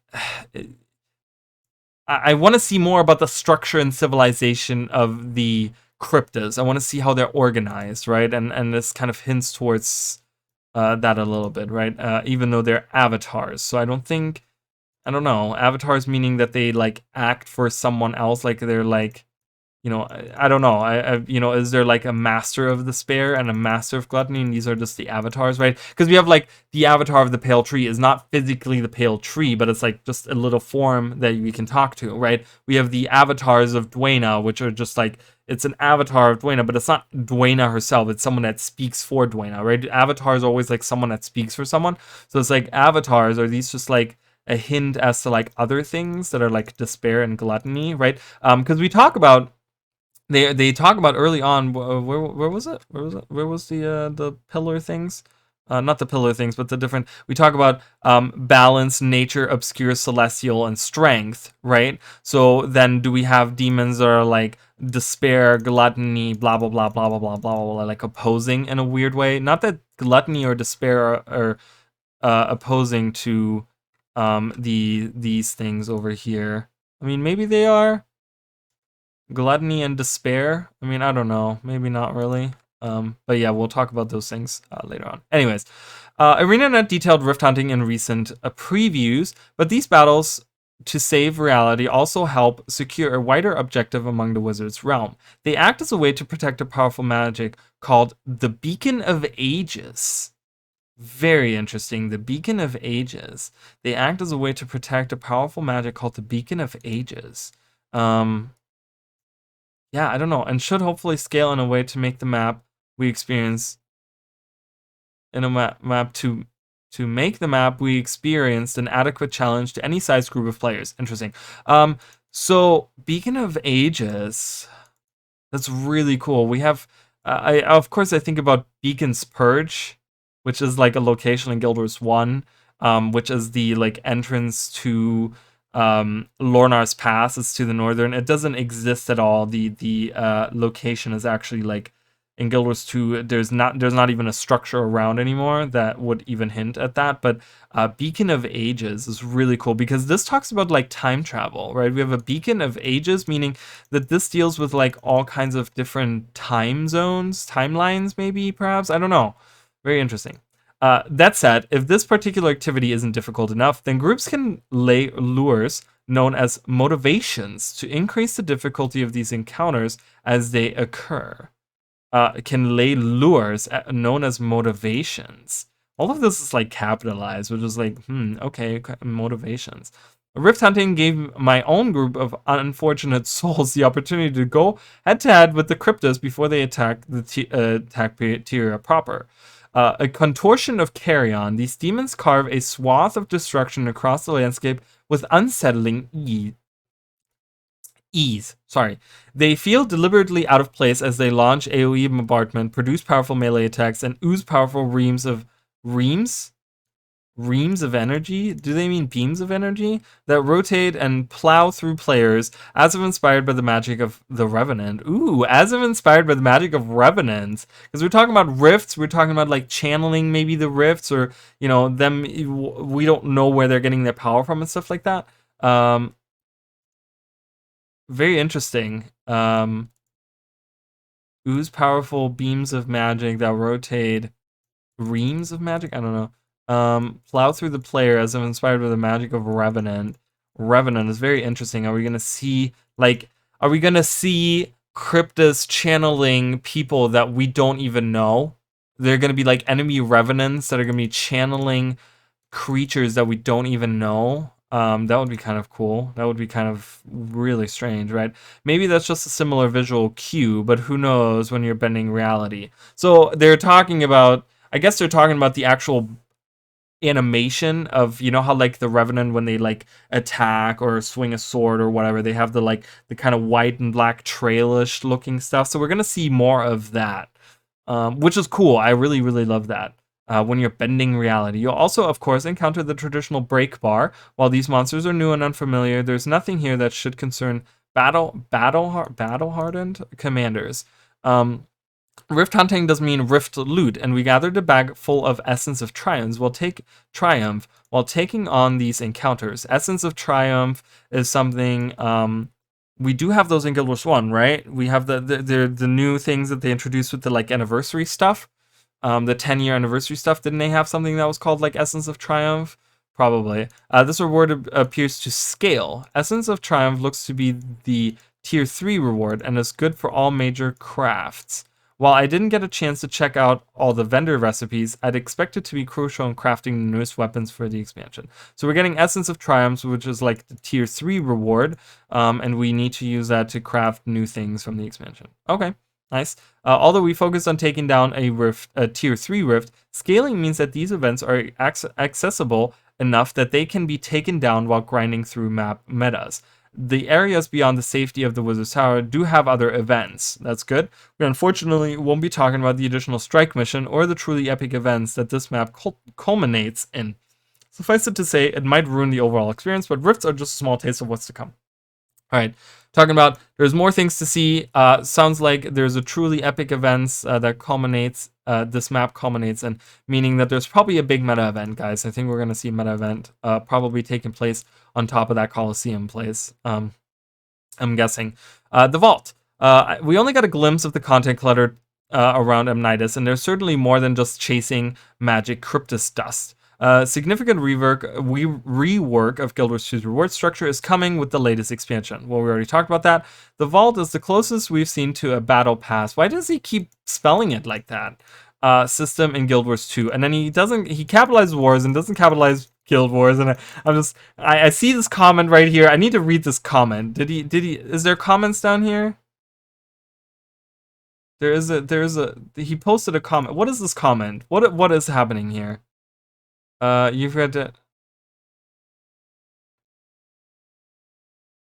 Okay, I don't know. Something else. I just saw on the right that he had put a comment, and he said, "When I type this up, well," and I was just like, "Why is there so many typos? Is he like? Do they probably have like a time, like a time like not a time limit, but like a what's it called? A time? See, I can't even. I'm gone too. Like a timeline, like a they have to have a specifically done at a certain time, so he probably rushed it or something. Because I'm like, how do you spell battle wrong twice and you don't capitalize guild in Guild Wars? While plenty of new achievement points are up for grabs, the Vault is a range of objectives that will largely overtake the daily quests. Rather than simply replace these, the Vault looks likely to be more expansive series of options that players can pick and choose from, with a variable range of deadlines. Deadline, that's the word right there. They have a deadline that they have to. Thank you. That's the word I was looking for. They have a deadline to submit these articles, and he probably didn't have time to fix all the mistakes. While we didn't get a full breakdown of the rewards on offer, it seems the intention is to give players the choice to pick their goal and work towards a permanent set of rewards, just like a battle pass. Movement. The problem with moving around a map of this size isn't entirely known. So they talk about how gigantic this map is. We do see these structures right here. This is like building. This is like new LA Lions Arch structures. But this right here, guys, this looks to me way back there. This looks to me like it's Garenhof. This looks like Garenhof over here. I don't know what this is. This looks very cool. These circular structures. Is this going to be like ore stuff? I don't know, but there's volatile magic. There's more of those buildings. Is that a person? No, I think that's a tree.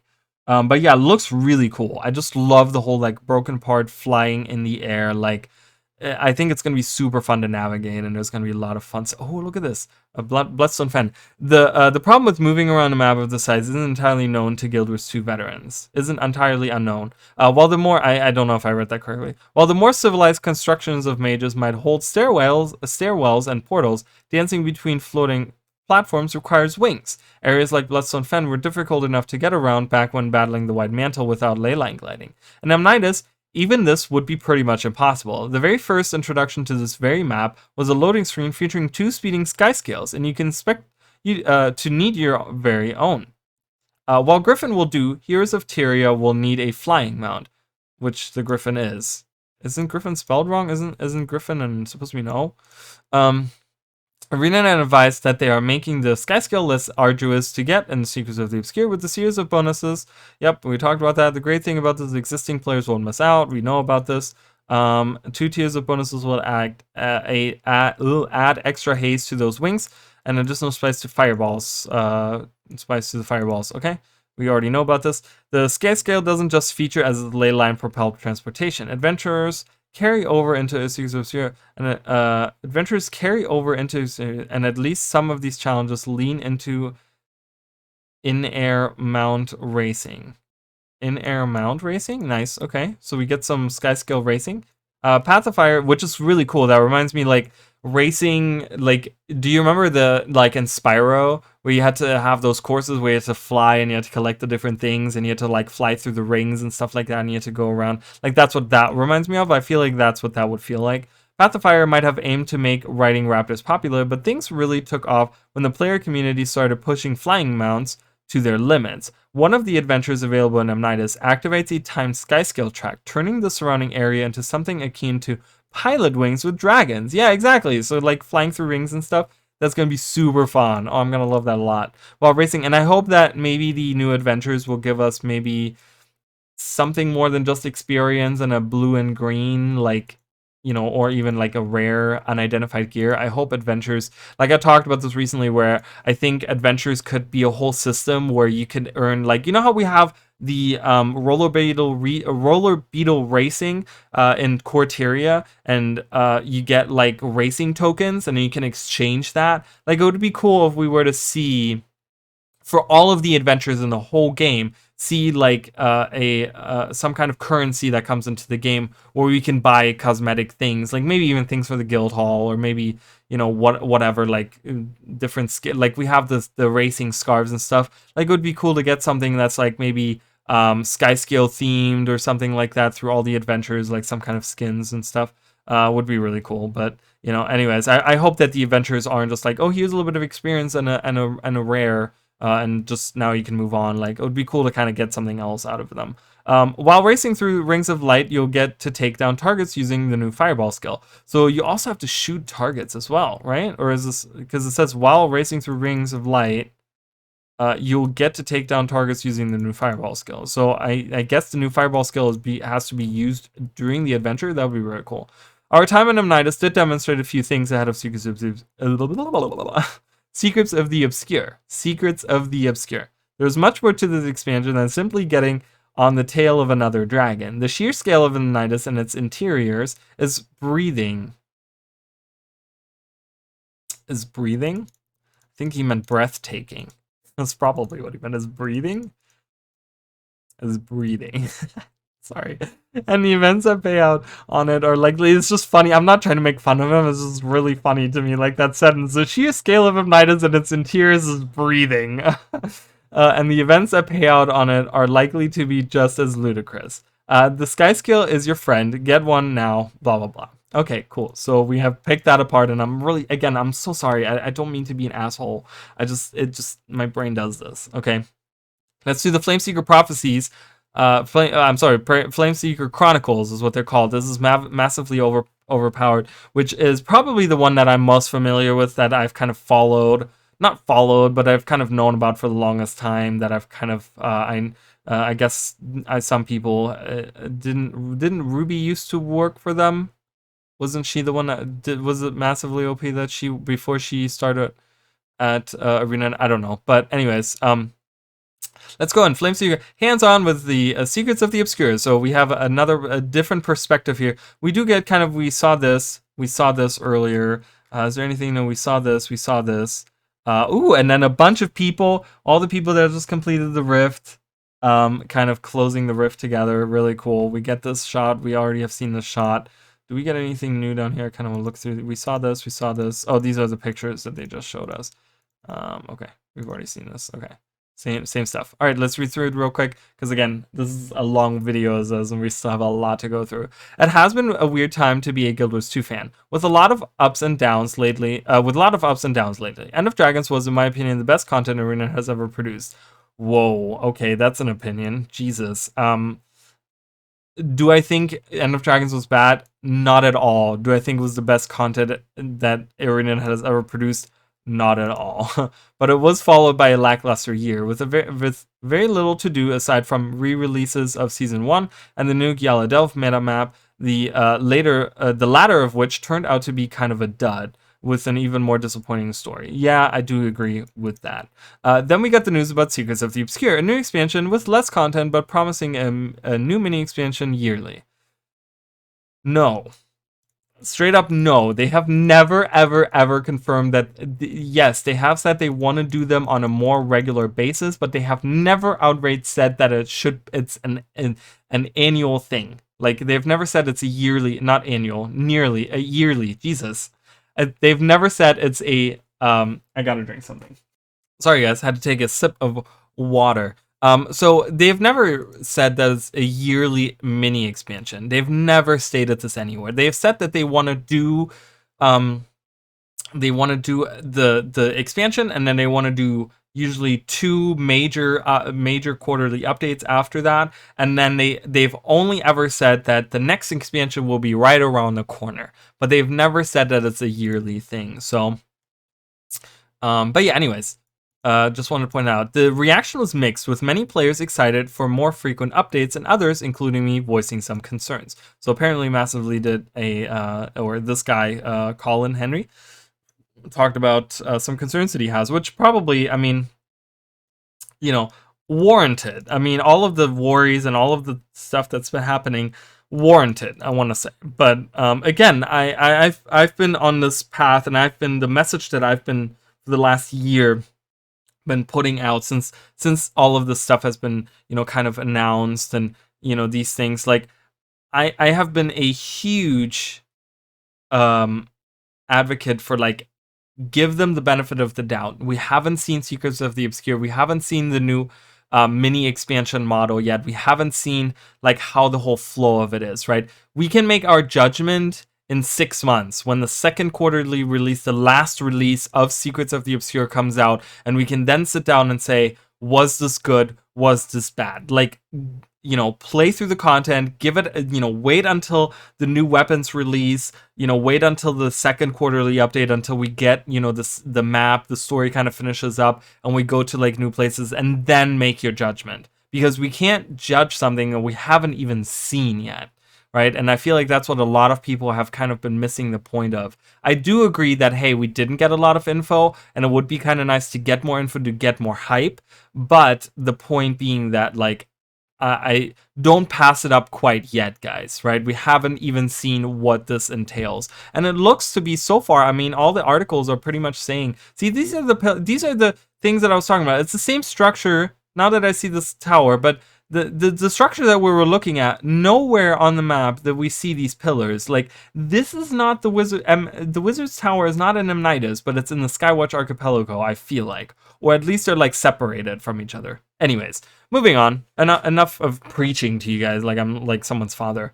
Massively OP was recently invited on a guided tour through the new both zones. They got to see both zones. Led by the developers, so all the people that were like kind of fighting, but yeah, they part of the other one, the MMO bomb, and Massively OP was part of the like the journalists that got to take part of this.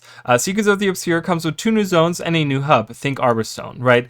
That's kind of what I said for the Wizards Tower. It's going to be like Arborstone. First, we were shown Skywatch Archipelago. It is a series of sky islands, very trendy this year. Yes, it is indeed, with specifically Tears of the Kingdom, right? That are actually fractals of the mists. Very interesting. So we're actually going to see little pocket dimensions of stuff. So that's very interesting that they're specifically saying that are actually fractals of the mist. Is this something that they're actually going to voice? Is this going to be like in-game knowledge? Like, hey, yeah, we have fractals of the mist as like dungeons, but we also have them like up in the sky. They're also happening up there.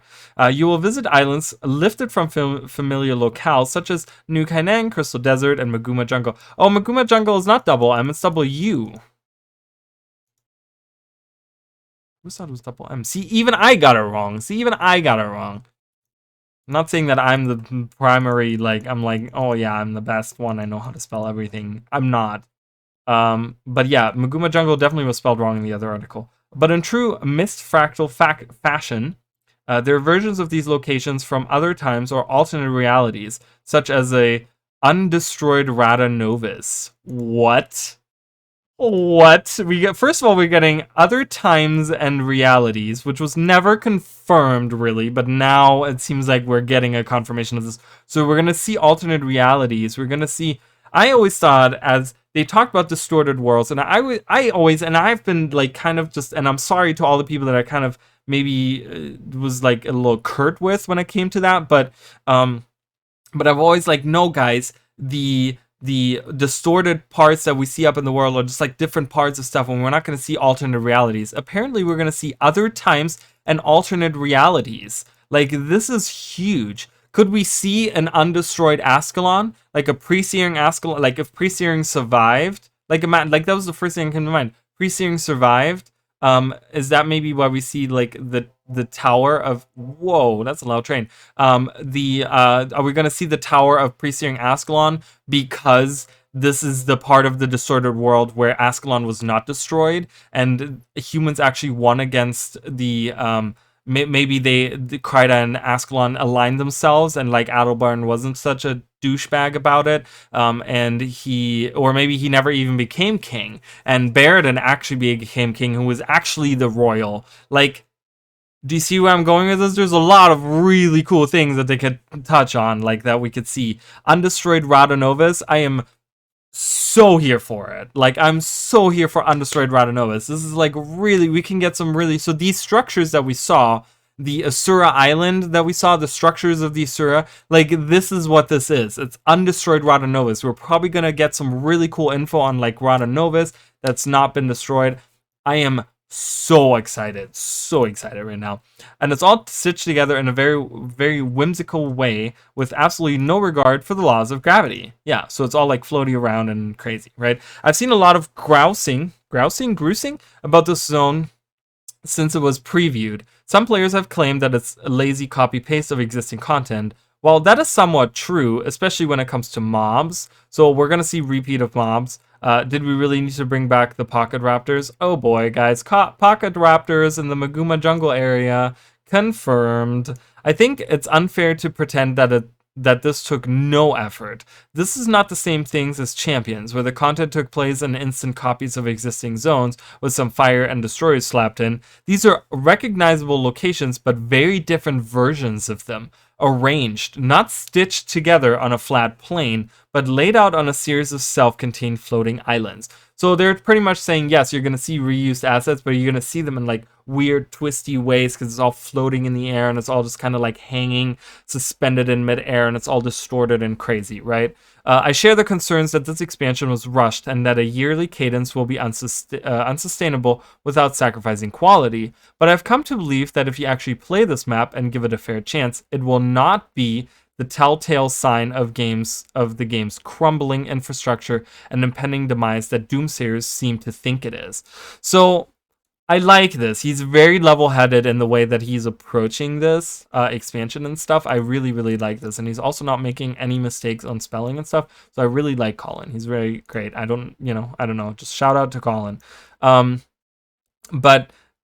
so he shares the concerns that people have and thinks that the expansion is probably rushed and that a yearly cadence is unsustainable. So he has that, without sacrificing quality. So they're not going to be as good as like other content that has come out, but he still says that this is good content and this is not going to be, oh my god, Guild Wars 2 is in maintenance mode. Like, he's saying that it's far from that, I think, is what he's trying to say there.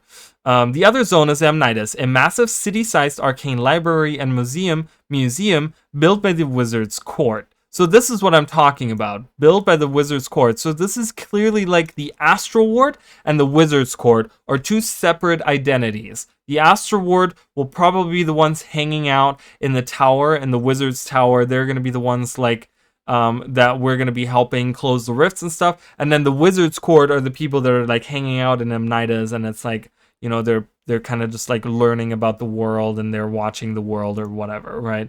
The architecture of the zone is gorgeous, with buildings sporting beautiful gold and marble columns and spires, gracefully reaching into the sky, with idyllic greenery throughout. It is divided into 6 bastions. From the bastion of the natural, which is all about nature and healing, to the bastion of strive. So that is the one that we were missing in the other article. In the other article, was it the other article? I closed the other article. I meant to not do that. But in the other article, they didn't mention that. They mentioned these. They mentioned balance, nature, obscure, celestial, and strength. Now we hear about the other one. We hear about the where was I? Down here. Strive. So that's the 6. Where knowledge of various destructive magics are held. Where knowledge of various destructive magics. So it's like a reliquary of different knowledge and magics, right? It's really cool. So there's like 6 areas in the specific map. It's very. Are we looking at the nature one? Is it the nature and healing area, and they haven't shown the other ones, or is it all gonna kind of look like that, but it's just gonna be like different buildings that have like different things to talk about or whatever. The fact that it is basically a massive library doesn't mean it's quiet. Amnitas is currently besieged by the cryptids. I just love it's a massive library, which means they're going to give us lore books. They're going to give us NPCs that are going to be having like dialogue walking around. There's going to be people that we're going to talk to, that there's going to be maybe like really cool statues or something, pictures on the walls that we can look at. I can just really like, oh, I can't wait, guys. Oh my God, 7 days.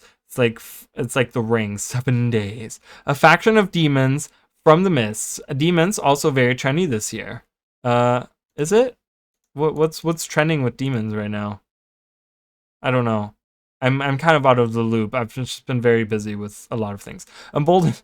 Tears of the Kingdom does have, you know, demonic stuff too, but emboldened to plunder Tyria now that the Elder Dragons are gone, all in an effort to try to take its collection of secrets back with them to the mists. We were shown some of the meta event for this zone, and while we were asked not to share spoilers, I can say the scale of it is quite impressive. Ooh, it makes nice use of the new sky scale mastery mechanics debuted in this expansion, such as the mid-air fireball attack and mounted ley line gliding. So probably moving around that arena that's floating up in the sky, and using fireballs to kind of shoot around, while people that maybe don't have the sky scale can be on the ground doing other things. I like meta events like Tequaddle, where you have different jobs for people. People that get on turrets, people that have to do this, people that have to do that. Like, I like that. It's kind of cool, right? It gives people role and identity and like kind of like a you know, a goal and an identity of like, hey, I feel like I'm contributing, right? I'm doing something because I'm on this turret and this turret is doing what it's supposed to do, and I feel like, you know, it's better than standing on someone's like left foot, right? Which we do with like a lot of the meta events where it's like, oh, you're standing on the left side of the monster and you're just like attacking until it's dead, you know? Having some mechanics, having some interesting stuff, very cool. Very, very cool. I like it a lot. Okay. Finally connected to Amnitas is the Wizard's Tower, the new hub for this. So Amnitas is connected to the Wizard's Tower, but I'm telling you, it's like, it feels kind of divided, right? This is where you will go to craft, trade, and launch this expansion's 2 strike missions. Yes, as has been pointed out by many, it's basically Guild Wars 2's answer to Dalaran. Yes, so Dalaran being in World of Warcraft, if you've never played World of Warcraft, Dalaran was like this floating magical like city or whatever. I don't remember much of it, but it was just like kind of the same thing. It was like these wizards, right? Wasn't it like a group of wizards or something that are like in control of Dalaran, or was it just like one wizard or something? And it's this floating wizard city, and you go there to do, but it's exactly that kind of. We have been asked not to share too many details of what can be found there, again, for fear of spoilers. But there are fun, a lot of fun of Easter, a lot of fun. That's very musical the way I said that, but that is not what that says. But there are a lot of fun Easter eggs to uncover and interesting characters to bump into. Love all of that. We're going to be exploring every corner. We're going to find the Halloween corner. We're going to do the jumping puzzle, guys. We're going to talk to every character. We're going to uncover all of the Easter eggs. And if jumping puzzles are your thing, you will want to do some poking around in this zone. Oh, we will. We will. One of the main focuses of our preview was rift hunting. When describing this new endgame open world PvE activity, ArenaNet designer Kirk Willowfort said, I don't know who Kirk is. Has he been mentioned before? Do we know what he does? I don't know. ArenaNet designer, he designed something. We want folks to have content on demand whenever they want, to play with their buddies or to play solo with the press of a button. While there's no shortage of scaling open world content in Guild Wars 2, indeed, that is where this game really shines. Sometimes it is nice to have have some direction when you log in with your friends with no particular goal in mind. Rift hunting can be done in any zone, not just the new ones, but players will need to have purchased Secrets of the Obscure to participate. We already know all of this. This was talked about in the rift hunting thing. I'm happy with that. The rift hunting begins when one player uses a Cryptos motivation item, which come in multiple tiers and can be crafted or bought from other players. So the Essence of Triumph will probably play into that, and there'll be motivation items that you can craft. I'll probably just buy them or just hang out with other people that have them. Maybe I can just hang out with people that have them and not have to worry about buying them myself. I don't know. The more players who activated Cryptos motivation, okay, there it is. The better the rewards will be. Okay, so when you go there, guys, use your motivation to get the higher tier. The higher the tier, the higher the tier, the higher the difficulty, and again, the better the rewards. Tier 1 rifts can easily be soloed by higher tiers, but higher tiers will require a group. Once a rift is activated, members of your group can use the Heart of the Obscure, a new mastery slot skill, where skiffs, fishing rods, and jade. Okay, so it's not a new button, but it's going to go, we've already kind of talked about this. People were suspecting this, that it's going to go on the bottom left of your bar, where it's like on the bottom where your skills are on the bottom left, there's that little thing, it's going to go in there. To get a visual indicator of the relative direction the rift is in. I know Guild Wars 2 has had a rocky history with directional indicators. There has never been any consistency across different content, and often they end up being very difficult to follow, especially if your quarry is below you and the indicator ends up shooting straight into the floor. Has that happened before? I don't know exactly what indicators he's talking about, but yeah, anyways. But this one is really good, with a bunch of particles flying all around you in a cone shaped every time you activate it, heading toward the rift. As far as I could tell, there's no indication of the distance to the rift. That's part of the challenge, I guess. So party members will want to spread out across the map and speed up triangulation. Once your party tracks down a rift, the rest is pretty standard. Guild Wars 2, pretty standard Guild Wars 2 open world event stuff. Kill several waves of cryptids within a time limit, then a boss will spawn. Once you down the boss, you will use the Heart of the Obscure to close the rift and get some loot. Of course, other plays can happen by your rift and help you close it. So be on the lookout for rifts events throughout the world, even if you aren't actively hunting them. So that's really cool. I really like that, because even it sounds like even new people might not be able to like close the rift and really get rewards, but they might be able to interact and help out and maybe get some experience. Like it still count as an event, so they'll probably still get like gold rewards and karma rewards for it, but they might not get the actual rewards out of closing the rift because they don't.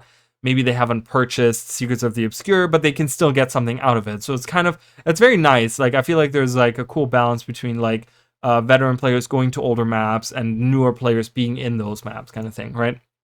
The bosses failed to spawn in our preview despite trying 2 different rifts, which is somewhat concerning so near to the launch.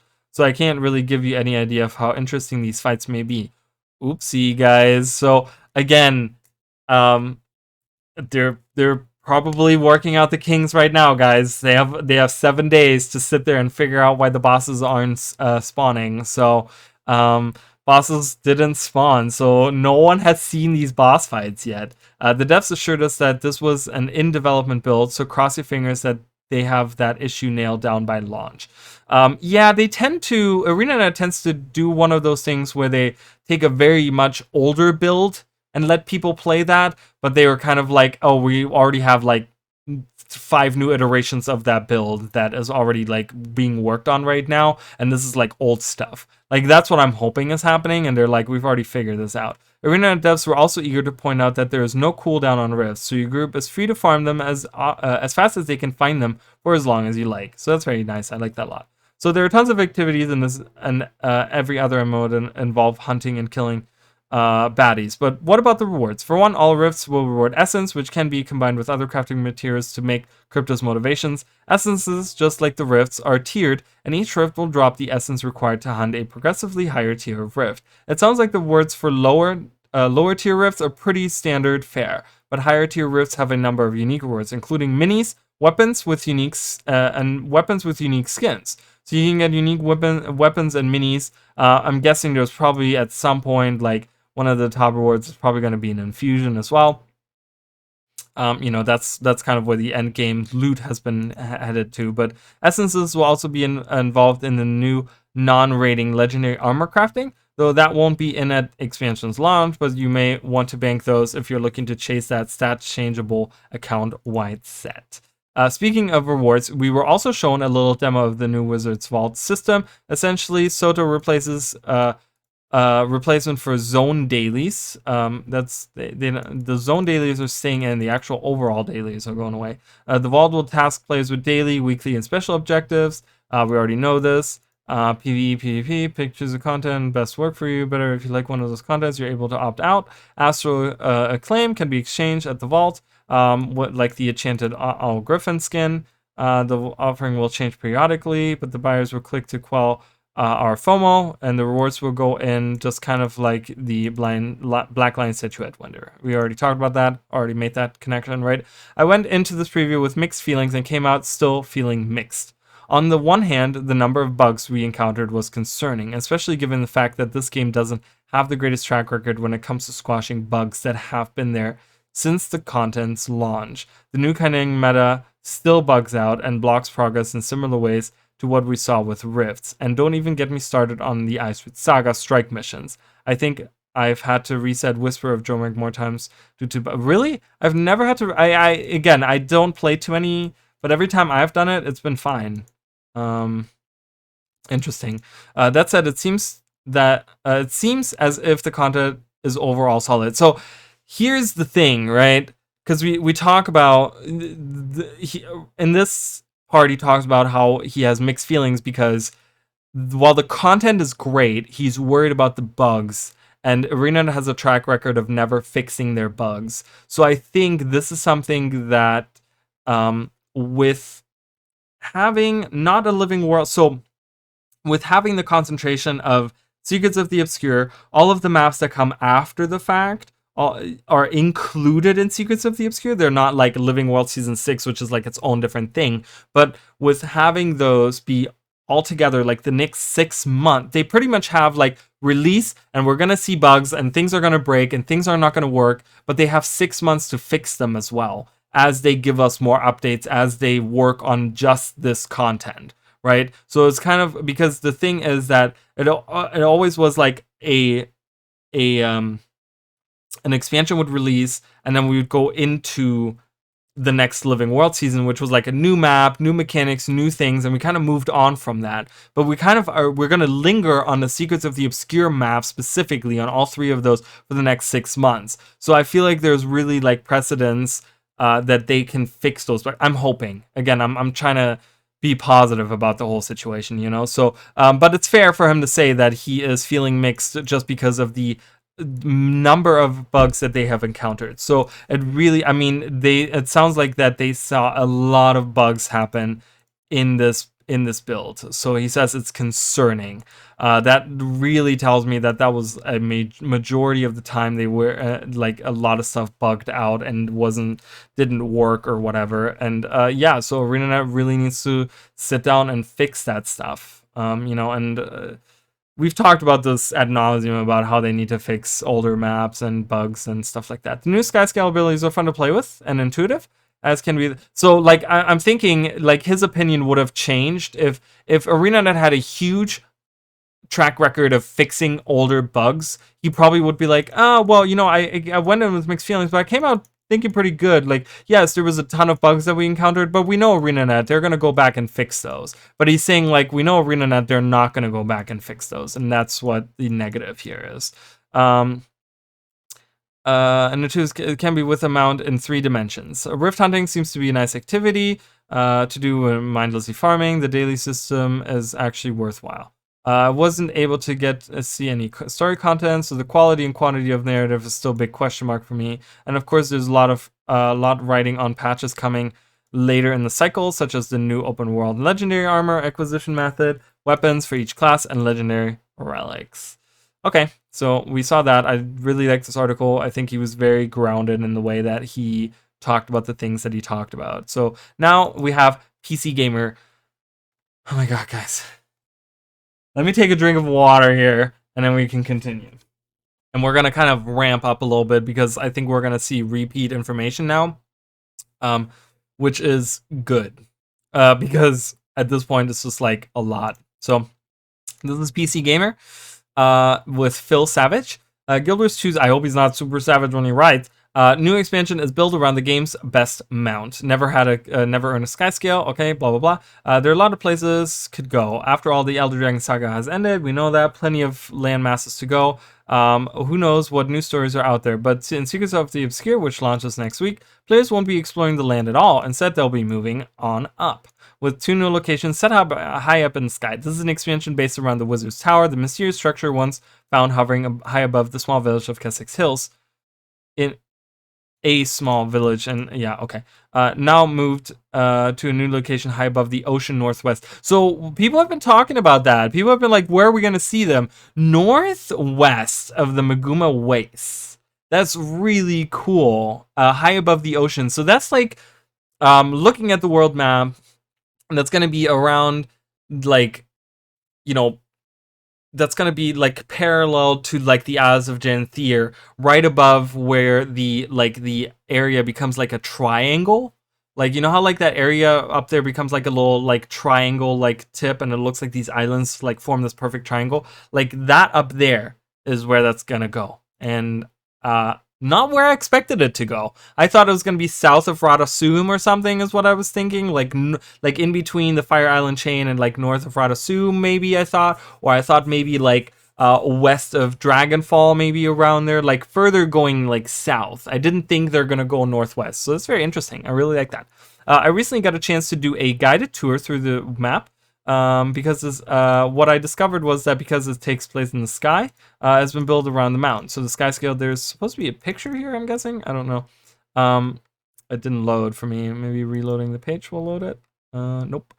Okay, anyways, where the Griffin is all but about gliding through the air, the sky scale is far more versatile. Okay, blah, blah, we already know about the mount. I'm not going to go through all of the different... what is this video? Is this the one that we... Oh, this was the one that we had before that, which we've already seen. Okay, I don't need to watch that. It's about to be become even better too. So you can see upgrading the mount.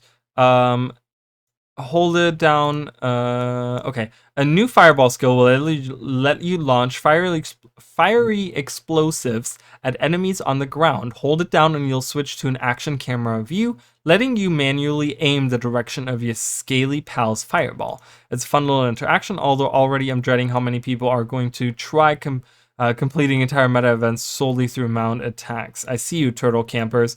You're not fooling anyone. Big worry that I had, I talked about this before, where I this was last week's video that I did on this, where I was like, well, are people just going to be like trying to do events on their mounts? Like, how does it all work? So is it going to be just like the turtle campers? Yeah, again, that's kind of a worry, right? Because we don't know how much damage it does. Is it going to be a long cooldown? Are people just going to be flying above and just kind of shooting down and like not really participating? That would kind of suck, right? Both the Skyscale and Griffin are also being updated to make use of the updrafts and the ley lines between the islands. As I jump into ley line, ArenaNet notes that if you see an island in distance, there will be a way to fly to it, suggesting that there might be some interesting things to find out of the way sections of the map. We're going to explore all of it, okay? It's gonna happen. I don't care how big that map is. I don't care if my stream is gonna be 20 hours long. We're gonna do it, okay? The map is a sprawling scatter of magical islands. These are fractals, reflections of the world that are created in the mist. I don't know why I'm saying it that way. Elsewhere in the world, they're used as repeatable dungeons, but in Secrets of the Obscure, Arena is planning to explore the lore behind them and their creation. Very cool. So we get some info about these are actually fractals of the mist, and we're actually going to look at the lore behind them and their creation, meaning that there's some kind of reason we actually have the fractals, right? We know that like going through the fractals that the machine, right? Isn't it like Ark's machine that's kind of like doing all of it's breaking the fabric of the mist and whatever, but like, you know, is there something going on with these fractals? Like these seem to be different fractals, right? But it's like, there seems to be lore behind them and stuff, and their creation, which is really cool, which is very like deep into like the history of Guild Wars, and there's a lot of like, maybe it has to do with the gods, maybe it has to do with like what's in the myths and stuff. It's really cool. It's also a way to bring in fragments of story from throughout Tyria's history. They're islands that reflect various, like, this is so cool to me. Like I said, like, wouldn't it be awesome to see, I keep hammering down this point, but, like, wouldn't it be awesome to see a map or a fractal that's pre-searing Ascalon in Guild Wars 2? Like, oh my god, wouldn't that be amazing? Wouldn't that be just so cool? I can't even tell you guys. They're islands that reflect various places we've previously been to. Alona, Cantha, Central Tier are all represented, but some of them take a different form to the places that currently exist. One island has Rana Novus before its destruction by the Chalk. We already heard about that. We're already excited about it. I'm looking forward to discovering what stories are lurking across these islands and how else the locations will differentiate themselves from the continents we've already explored. For my preview, though, I was mostly there to try the new Rift activity, the Secrets of the Obscure repeatable thing. And it's not, and then it's on to the next one. Yeah, we already heard about that. It's familiar enough event type with different tiers of difficulty. Each completion rewards essences. We already talked about that. No cooldown. We already heard about that. And it's an activity that fits well into Guild Wars open world design, where it's not uncommon to visit with leading players between bounty events or to wander into Heart of Thorns, big map. Yeah, and doing meta events. The key to Rifts being successful as a sustainable activity will always be the rewards. The essences you earn, you can help towards that. The legendary armor and stuff.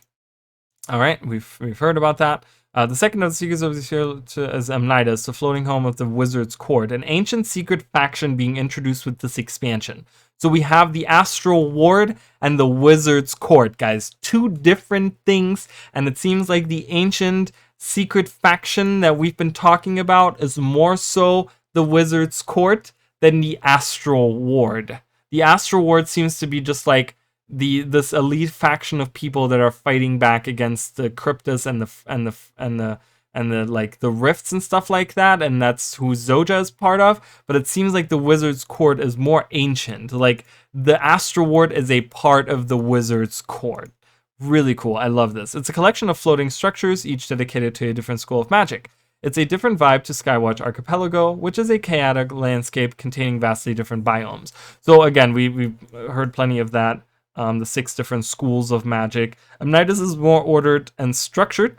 A massive clean marble building. First thing you notice is the names of various structures. We arrive at the Bastion of the Natural, one of the number of large compounds that all share the same. There's Bastion of Strength, Balance, Bastion of the Obscure, and so on. If you've completed Guild Wars 2, the 4th raid wing, this might all sound familiar. If I ask if there is a connection between this location and the Bastion of the Penitent.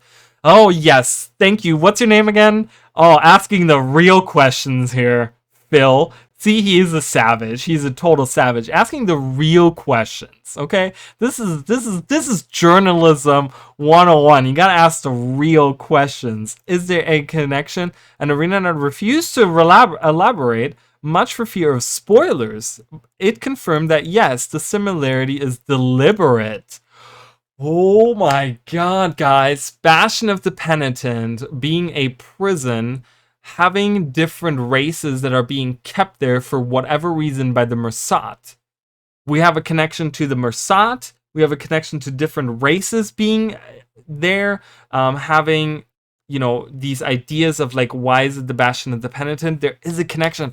I love this expansion already so much because it's drawing from all over the Guild Wars lore and creating this like giant thing. This is insane, guys. This is crazy because I want to talk about something. I will talk about the different bastions as well in a minute. I do want to talk about that. But yeah, this is literally insane. Okay, I can't even handle how much they're drawing from all these different things that have just been loose threads out in the history of Guild Wars 2, and we're just getting answers to all these different things. We're getting connections, we're getting history things. The World Spire I'm reading right there. Amnitas is the main stage for the Cryptus Assault. Okay, I was kind of thinking about that, into Tyria, which has been happening for some time before players arrive, to the point that some of its structures are already covered in demonic corruption. In the center of the map is a massive tower called the World Spire. Remember how I said, like, the structure kind of reminds me of like the, you know, the Mirror of List, but then I said like the central structure kind of like maybe there's some real importance. It's the world spire. That really means that this has something, that there's like a huge importance to what the spire does. Arena claims this is the highest players have ever gone, both in the lore and physically in engine. Guys, this is like, I can't. This is in lore. We're going the highest in the lore. We're going all the way like the world spire. There's something probably about the creation of the world or the gods coming or something. This is the exciting stuff we're talking about. This guy is awesome. I love his art. I'm getting really hyped just by reading this one article. It's at the top of the spire that I get to see a portion of the map's meta event chain, a Guild Wars 2 staple that usually culminates in a massive boss fight. I see M. Nidus' boss spawn, and while I'm not allowed to reveal any details, I can say at least it's dramatic and it's a dramatic and spectacular sight. You can't reveal any details. Ooh, are we gonna see, like, because, you know, we're talking about Bastion of the Penitent. Like, are we gonna see Deimos? Like, obviously, I'm telling you guys right now, people were doubting the connection with Deimos. I myself was doing that in the beginning, but they have drawn more than enough connections. We're gonna see something like Deimos. Deimos is part of the cryptas. I'm telling you guys right now. If we're talking about Bastions and Bastions in the Penitent, and we're talking about Samurag, and we're talking about Deimos, and you know, Deimos feeding on evil, like dark emotions, like Kanaxai was doing, and yeah, we're gonna see either, I don't think we're gonna see Deimos return, but maybe someone like Deimos, and that's why they can't talk about it, because, you know, whatever. The meta continues. The expansion's utilization of the sky scale. Yeah, we know that, where they use the fireballs and stuff. Fortunately, the process of acquiring the sky scale is being made easier. Permanent version of the mound and expansion. Okay. Towering achievements. Finalize the vault. Get a brief look of different relics. So we have the relic of the I also get a brief look at some of the other features being added, including the new relic system. This new equipment item that replaces the bonus effects offered by armor runes, which as of next week will give stat bonuses only. So we have the relic of the Citadel. After using an elite skill, call down an artillery strike on a skill target or nearest enemy that inflicts stun, or nearest enemy if you don't have any on target. Relic of the Crate. After using an elite skill, emit a wave of corruption that inflicts damaging conditions. So probably what, bleeding? Crate runes are very heavy into bleeding, so probably like bleeding and poison, maybe? I don't know. Because it doesn't say damaging, it doesn't say which ones. Relic of the Nightmare. After using these, send forth a nightmare pulse that inflicts fear and poison on nearby enemies. Okay, these are all like elite skills usage, which is kind of nice. This is also another one right here.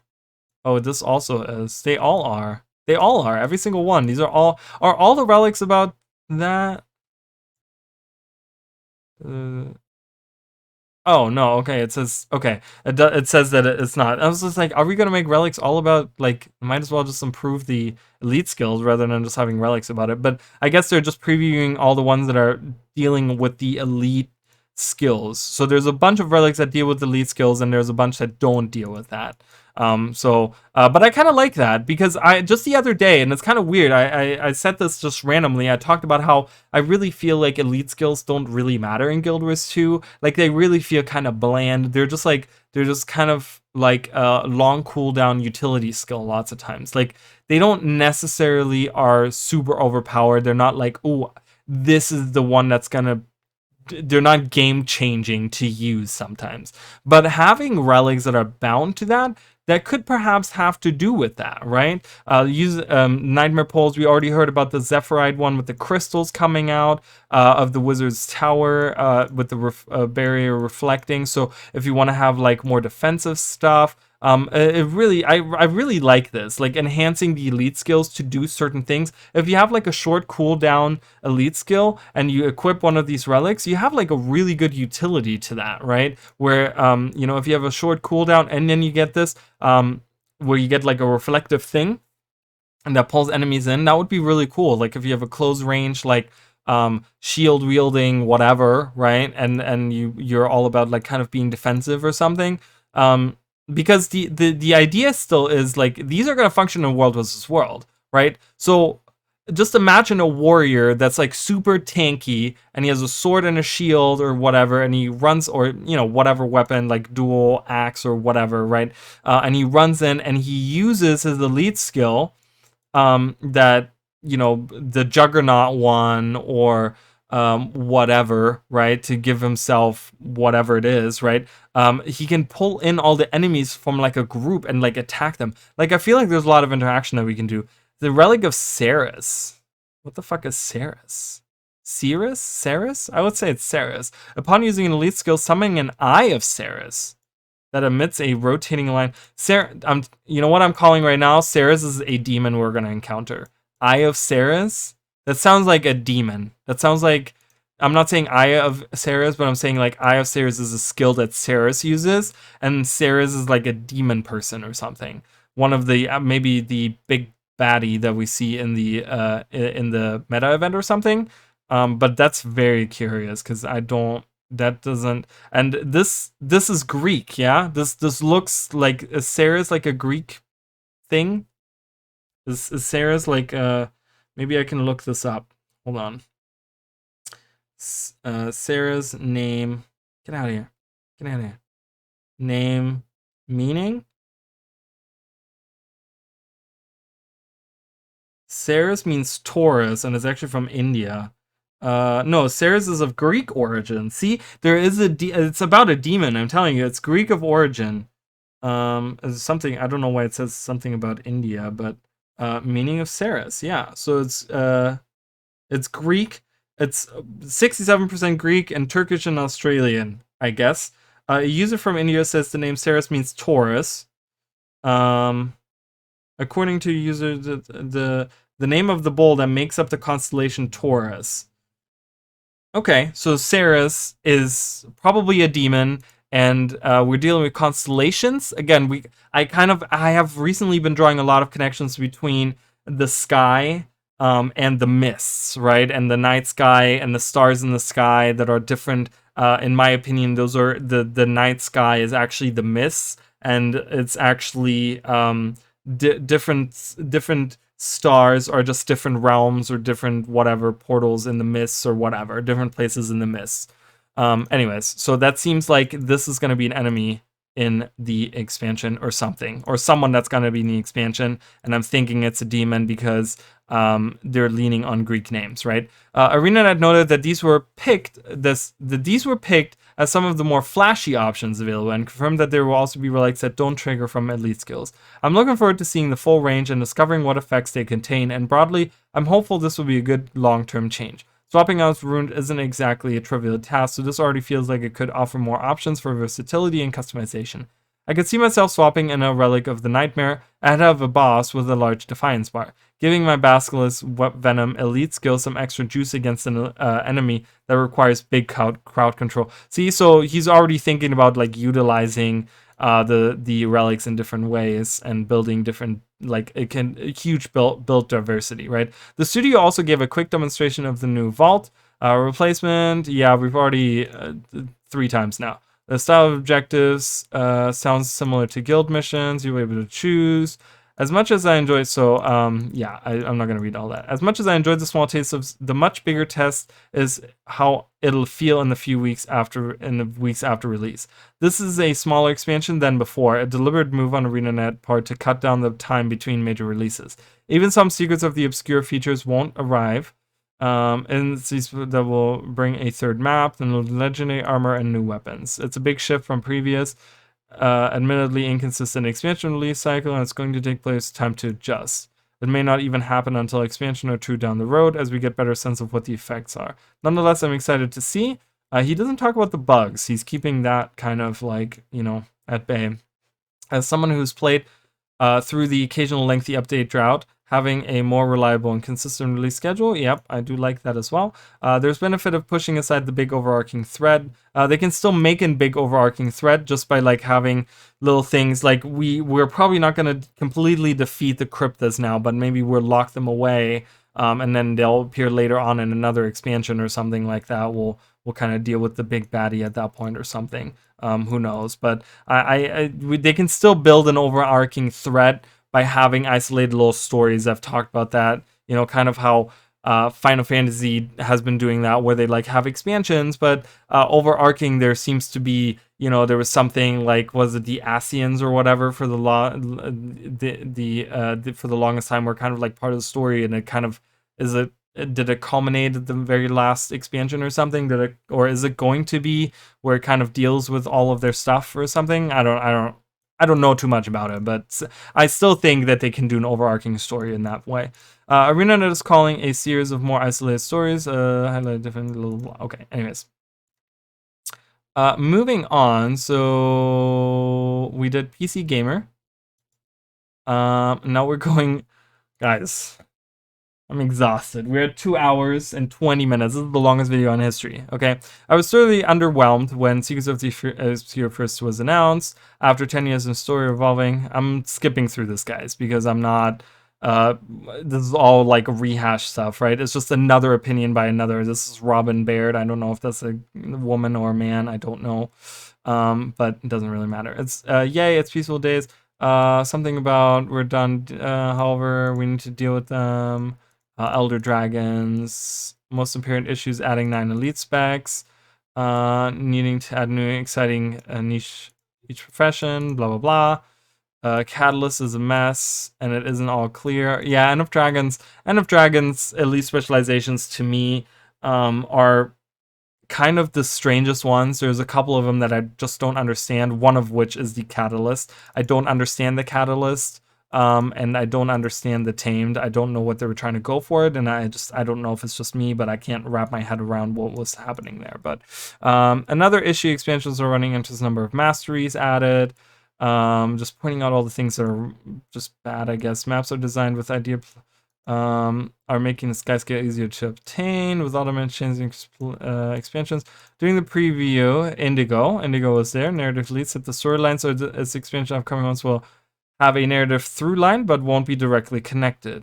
Okay, yeah, so again, they're doing exactly what I just said. They're doing, each expansion has their own thing, but they will have a narrative through line that kind of is going to tell a larger story. Previous experience similarly in that the through line would be, what do we do about the dragons? The expansion related seasonal content, did they have a lifting? Will we end this one having solved the Cryptos problem, or maybe we'll be working with the Astral Ward for a while, and they'll be the springboard for our new adventures. It's hard to say, but I look forward to it. The tower and the sky. Oh, that's not how you spell archipelago, but oh well. Will be the main hub for Secrets of the Obscure. Again, they've kind of said this. I think this Wizard's Vault is going to be like both connected to Amnitas and Skywatch Archipelago. Like there's going to be like a portal to the left and a portal to the right, and it's going to be like, you know, which one you pick is going to be the map you go to, because they like, you know how like Arborstone has like one map into the Echo Vault Forest and one map into Kaineng. It's going to be like that, where it's like one entrance, like, entrance, you know, this way, and then one entrance that way, because they keep, like, people keep switching back and forth. These journalists are saying like Wizard's Tower is part of the Skywatch Archipelago or part of Amnitas, and it's like, I feel like it's probably just going to be sitting in between both of those. Is probably what it is. Central hub with all the stuff we already know. There's a jumping puzzle, many other things. Yep, okay. There's refugees for players, so nothing to worry about being attacked. This is general dailies, looking at that. The vault, the astral claims.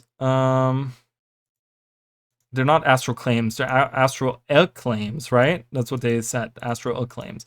Enchanted Owl Griffin, we already know about that. Battle passes, it's all about, yep. Rift hunting, we already know about all of that. Larger groups, artifact called, the default item is J, which my J is actually my Raptors. My Raptor skin is at J, so I don't know if that's going to be messed up or something. It's going to be happening both as I like mount my Raptor as well as bring out the thing, but yeah, I hope I can, it's not going to mess with my keybinds too much. There's crafted using materials, higher materials, blah blah. We've already heard about all of this stuff. Boss was supposed to, but it was bugged. We already know about that. Same event pattern. The boss. Yep. Courtier at Amnitas. We spent some time in Amnitas working on the meta event. Various maps. The top is the highest point they've ever been. This meta felt more reminiscent of Dragon's Stand or Dragon's End in terms of scale. Won't be going into more details to avoid spoilers. Each of the following islands in Amnitas represents a different school of magic. We already know that. Is geared towards that in both look and feel. We stopped by the Bastion of the Natural, which I think is what they're highlighting. The Bastion of the Natural is probably what we keep seeing in this, honestly. For a bit after the meta event, I was surprised to see how much it seemed dominated by marble structures. Sure, marble is a natural material, but it was definitely not in any natural state. Okay, that's a weird nitpick, I feel like. I mean, they're teaching about nature. That doesn't mean that they need to live in it. You know, I don't know, it just seems kind of weird. The area felt almost opulent while trying to have the essence of nature in it. It is as if the area was built by people who like the idea of nature but find nature a bit too dirty for their taste. It was fascinating, and I'm looking forward to spending more time exploring all the islands. Bastion of the Natural, and I want to see the Bastion. I want to see the Bastion of the Obscure. Okay, that's what I want to see. I want to see the Bastion of whatever the frick. Reminiscent of the Bastion, Indigo Linda was quick to point out the reason for the similarities, that the Bastion of the Penitent was originally built by the Wizard's Court long ago. Oh my god, we're getting even more info about the Bastion. So the Bastion of the Penitent was built by the Wizard's Court long ago. Guys, you know what that means? That there's probably countless structures in the world of Guild Wars 2 that were built by the Wizard's Court. Okay? Sometime after it was built, the Mersat moved in. A further interesting point is the boss of the shares a resemblance to Deimos, but dialed up to 11. So, guys, connection to Deimos, Bastion of the Penitent, it's all there, guys. All the connections that people have been making, all the things that people have been thinking about, it's right there, guys. It is all true. It's all true. All of our dreams are coming true. It's like a miracle. It's like a Christmas miracle happening in midsummer where I'm sweating my balls off. Temple of Thebe, that's what I was talking about. During the preview, we also tried one of the new strike missions. This location is somewhere we will return to multiple times while playing through the storyline and Secrets of the Obscure. They also mentioned that it is a location very important to the Cryptus, which I'm guessing might have something to do with the new, with how new Cryptus are birthed or created. Again, we talked about Flesh Reavers yesterday ad nauseum. I've been talking about Flesh Reavers, so it really looks like that there is the connection with Flesh Reavers, okay? Just keep that in mind. My first impression of the area is that it's thematically one of the darkest areas I've ever seen in Guild Wars 2.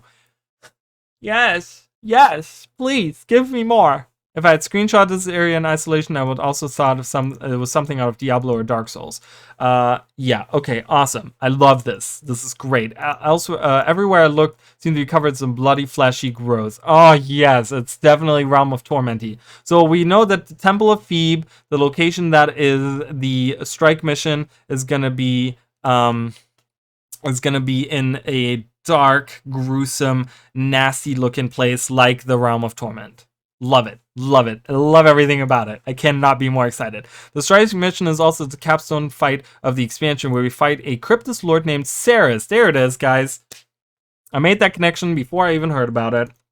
So a Cryptus Lord named Ceres, who probably, you know, I mean, they're saying the Strike mission shares this, the boss of the Strike mission looks like Deimos. So Deimos is probably, like, Ceres is probably the brother to Deimos or something along those lines. As mentioned earlier, his design is reminiscent of Deimos, but much more mutilated. He has these giant wing-like things on his back. So that's what we saw. That's probably the creature we saw in front of the rift. And that early trailer, remember, guys, the thing we saw in front of it, people were like, it's Deimos. It's not Deimos, it's Ceres. Okay, and it's... There we go. He's the capstone fight for the expansion, and he's the guy that we see in front of it, which look like they were created from hundreds of different arms being put together and attached or grown from him. I'm hoping that through the story we'll learn more about Ceres' past and understand more about him. Me too, because that would put light on Deimos, that would put light on the Bastion of the Penitent, and perhaps give us more background to the Mersat, as to why did they take over the Bastion of the Penitent, and why is the Wizard's Court not there anymore? Very interesting, right? This is a two-faced two-phase fight, but we only saw the first phase to avoid too many spoilers. Okay, so there's going to be a second phase that has something to do with the story, which didn't seem too awful. A lot was going on, but it seemed mostly manageable. They said it isn't quite a difficult level of Harvest Temple, though they're working on the challenge mode, which takes things to a whole new level. So expect Harvest Temple levels challenge with the challenge mode. I had the hardest time with an attack that quickly swung a beam around him. Yeah, they didn't they mention that in the last article? My natural inclination was to run from it, but dodging through it seemed like it was generally a better option. That's probably what I would be doing out of instinct. I can't wait to see what it's like when it goes live. Towards the smaller exchange and blah, blah blah. He kind of gives this overview. Wow, there was a lot. This right here is like the first person that's been talking about this. This is awesome. I love this a lot. We're getting Ceres, some kind of brother, cousin, whatever, to Deimos. We're getting interesting lore connections. We're getting all these really cool things. I'm super stoked, guys. This is awesome stuff. MMO Bomb, didn't we read this earlier? No, this was the first article that I looked at. I didn't read it though. So this is MMO Bomb. This is a Troy Blackburn. We went hands-on. All right, we're gonna skip through this, guys. We're at like 2.5 hours. I'm getting hungry and I'm like exhausted because I'm so excited. But yeah, anyways. Last week I got to take part in Guild Wars 2's press event. To answer first question, yes, I did play the Mechanist using Scrapper Hammer and was glorious. Interesting. Yeah, that sounds like an interesting build there. That's quite the quality. That's part of the quality of life improvements on this expansion. First thing we need to do is a flying scale mount perks. Yeah, we already. Next activity was the rifts. To open the evil menace that pours from within. We also saw the new strike mission coming. Tell me, this guy was tough. He looked really cool though. No spoilers, and King couldn't do much detail. We only saw phase 1. Took part in the zone's meta, being straight Lovecraftian novel. Showed up and destroyed us. There weren't nearly enough of us running around to do the full meta. So the meta event, until an eldritch being straight out of the Lovecraftian. So the meta event boss looks really, really cool. Probably like maybe he's gonna be all tentacly because they're doing HP Lovecraft, right? So like thinking, yeah, that could be like really interesting. We're nearly of us. The zone itself at this point is quite beautiful. This is a very short article. Judge the size of the map. Since we jumped around from waypoint to waypoint and didn't get a chance to explore. All right, anyways, so that was that article. Very cool, very interesting. I'm gonna try to do my best to translate this for those of you that do not speak German.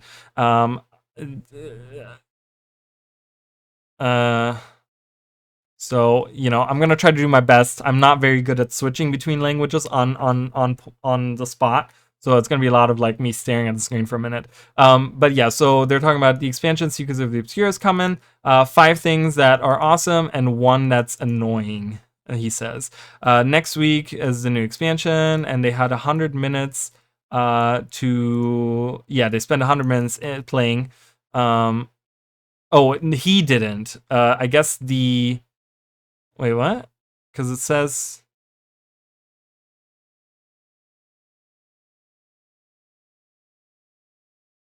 Okay, I don't know. But yeah, so he spent 100 minutes in there. I'm not gonna read all of it, but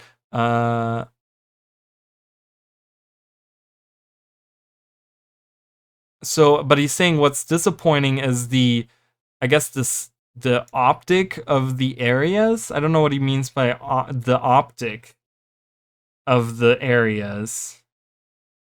The calculated optics of the area, if it's literally translated. I'm trying to figure out, but he's disappointed. So it came out of nowhere. And a lot of people were worried that it's gonna like the content is gonna be kind of crappy or whatever, and it's not gonna be good. He's saying that was not confirmed.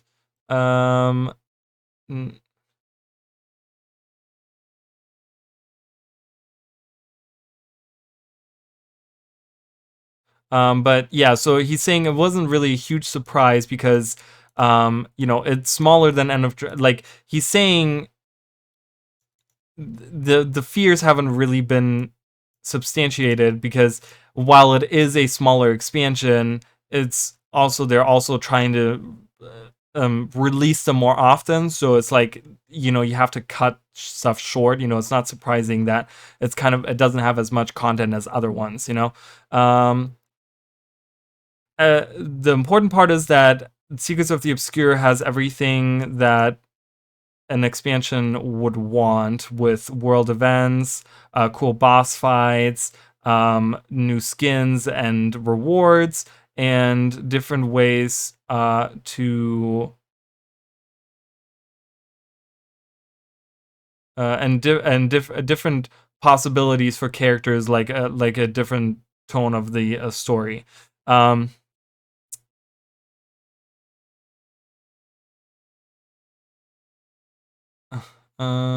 Yeah, he's just talking about the how it's all hanging in the air. That he's talking about the world, the map or whatever. But he liked it, I guess. Okay, so this is the name of the Skywatch Archipelago. Is Himmelswacht Archipel? I don't know how you would say that in German.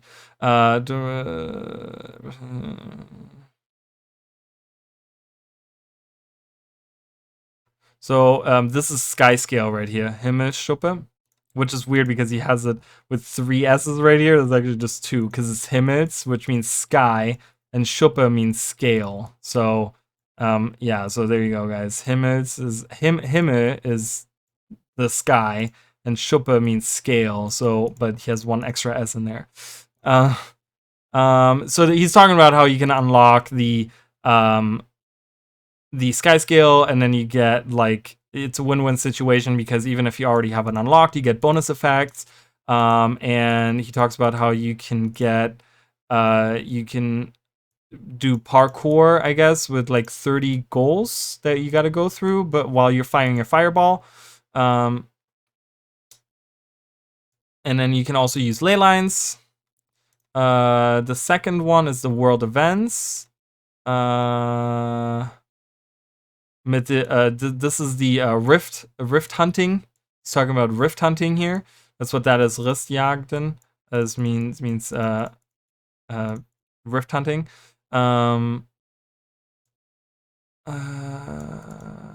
Tier 1 hunts are soloable. Sorry, guys, this is like really hard to do quickly. I'm trying to go through it quickly. Yeah, so they're talking about how it bugged out. They didn't get to fight the boss. But there's 2 reasons why it's worthy doing them: because you can get mini pets, and because you get different skins.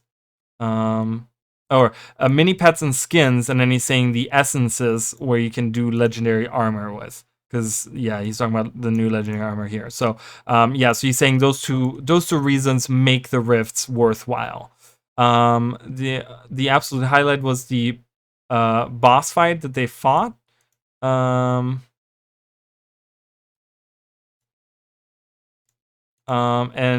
they're comparing it to the Harvest Temple event. Okay. Then they're talking about strike mission here. Boss Saris they're talking about is a mix between the raid boss Cairn and Sabbatha. So guys, for those of you that are raiders, he's saying boss Saris is a mix between boss Cairn and Sabbatha. And he thinks that so it's you know how like at Cairn you have to go into the green fields. So he's talking about that right here. That you have to do the same thing there. And there's also like a firewall. You know how the Sabbatha has her firewall thing. So that's the flame wall thing. Apparently that happens as well. And the journalists they didn't make it. They didn't kill. They didn't make the boss. They weren't good enough to make it or whatever. Then it talks about the battle pass here. How much more? Oh my god, what is, holy crap. This is gonna be a 5-hour video. People are gonna be like, no, we're not gonna watch that. it's fine, guys. You can watch it whenever. You cannot watch it. It's totally cool. I don't care. Uh, um, blah blah blah. Talking about. Oh yeah. So they're talking about the daily achievement points, the 10 points that you get. So they're saying you're still getting them. Then we're getting this. We're getting cycles, I guess. That's cycles right there, that word. So so they're saying like we're gonna get them daily, we're gonna get them per week, or we're gonna get them this per cycle, per season, right? They talk about seasons and stuff. Yeah, and then you can mix it between PvE, and you can mix it between world versus world, and blah blah blah. And you can choose. You can choose which one you want to have. You already know about that. You can earn new I don't know if he's saying like outfits or specifically outfits, or if you can earn like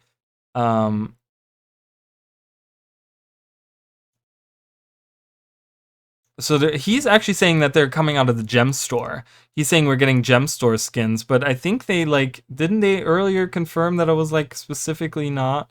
But we're getting transmutation charges and revive orbs, material bags, and of course new weapon and mount skins. To start, we're getting 2 mount skins. He's actually saying 2 mount skins are going to be there to get, and then we're going to get the legacy tab. We already know about that. Now he's talking about relics, and he's talking about okay, so he's saying that the runes are going to be changing, that they're only going to have stats from now on, and they're taking the other effect out. And they're going to be next to the earrings, and that you can change them on with a press of a button.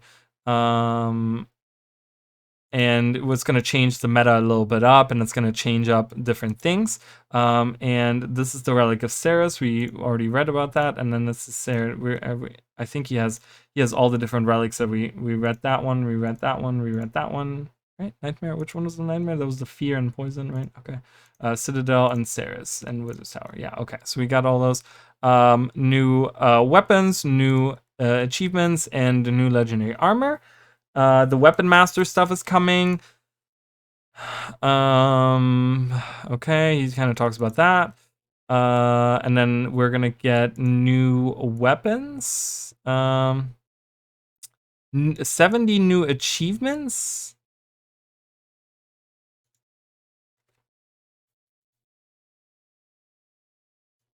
Is that what he's saying? Because that's what this word means, achievements. 70 achievements. There's a lot of achievements to get. But you can apparently get new aqua breathers, I guess. This is not like an aqua breather, but it's actually like goggles. This word right here is like goggles or glasses. So it's actually like diver goggles is what he's saying here. Interesting. So which would indicate like the headpiece for underwater, right?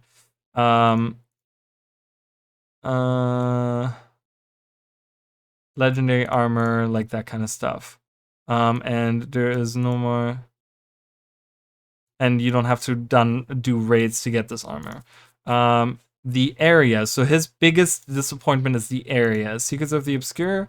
Yeah. So the Skywatch Archipelago, Amnitas, and the Tower of the Wizard. Well, it says Tower of Wizards, but it's Wizards Tower, obviously, as hub. The tower is a huge round platform. Reminds him of Arborstone. You know, we kind of know that. The archipelago is his biggest disappointment, with flying islands and fractals kind of thrown together. And he's saying these are all old assets, and they're just old assets. Yeah, so we get Maguma stuff with the Pocket Raptors, Jade City stuff like Cantha, and we're getting He's Garenhoff is 1F, right? And I just always there's also the destroyed Garenhoff, which looks a lot like Kryta. Radonovus is there, but it's not destroyed. It's in like a build up, like it hasn't been destroyed. And so he's complaining. He's saying like but none of that really holds up because this all just reminds me of like all these the best of places of Guild Wars 2 is what he's saying. It's kind of like um, I would have rather liked to see a brand new location, which I do see. I do kind of see that. So this picture we saw early on, we saw this way early on with the portal. This is clearly how we enter the map. But we enter through this portal, right? And there's people here. But he's saying underneath that this is Amnitas. So this is a picture of Amnitas. So this is how we enter Amnitas. Probably through the tower, we go through a portal. Like I said, you go through these portals in the tower, and then you pick where you want to go or whatever, something like that. Amnitas is a huge mystery.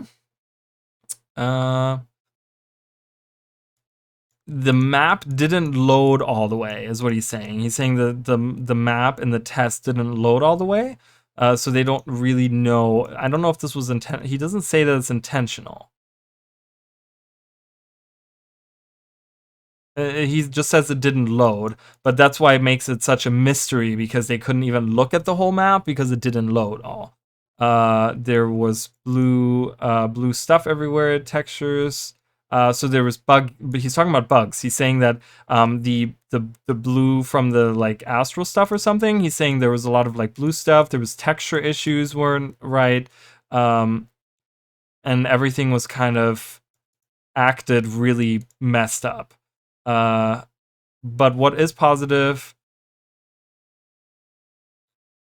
So the big part is that it is a new setting and there is new stuff to see in this map in particular. But he's saying a lot of it kind of feels thrown together as well. He's saying that yes, while it is a new setting and stuff, the map, everything kind of feels thrown together. It doesn't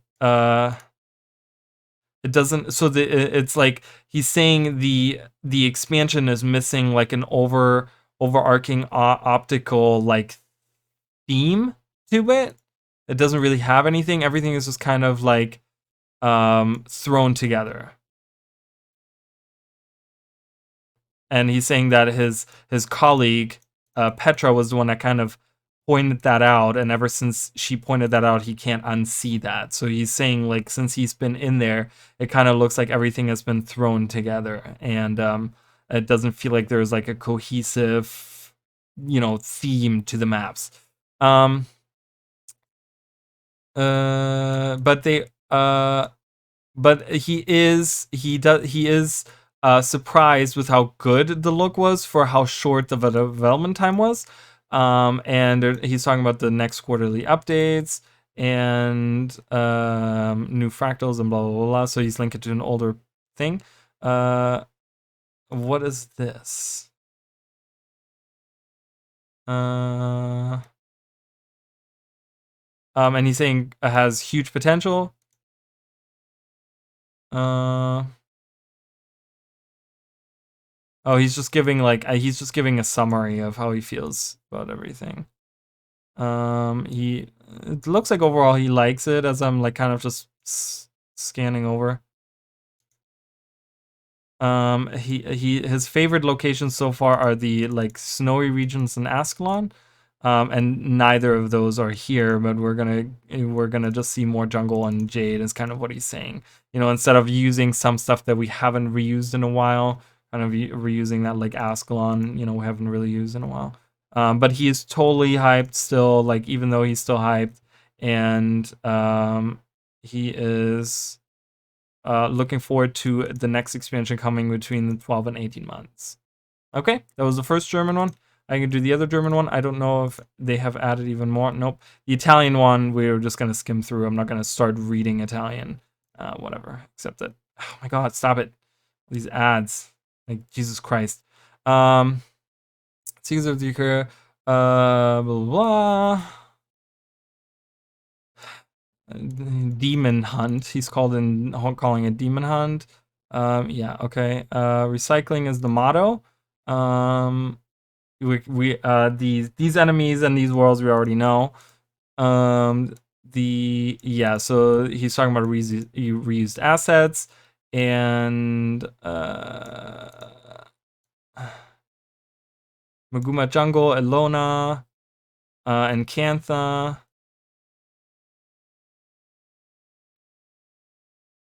And instead of fighting new enemies, it's going to be the same kind of stuff we've already seen.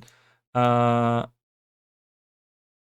this is more like a budget thing than a creative thing.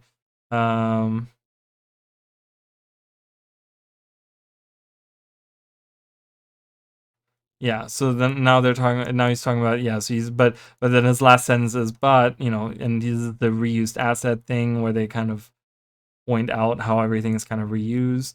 But then he talks about the flying mounts, and he talks about how they get the upgrades, the action camera,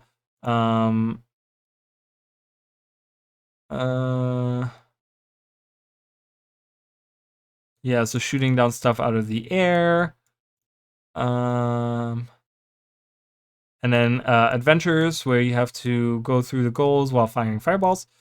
And then we have the new the Heart of the Obscure. Hunting the demons. Yeah, kind of sending you in the right direction. Reminds him of the bounties from Elona.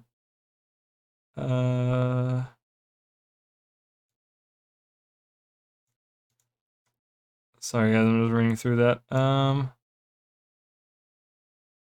And he's talking, there's a lot of bugs. He's talking about how there was a lot of bugs a week. Like, he's kind of,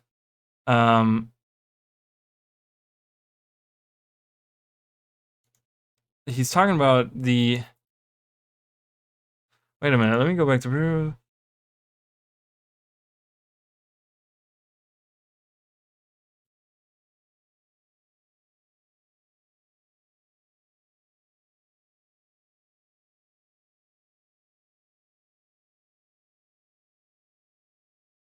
okay, well, they're just talking about the bugs that still exist. I don't know.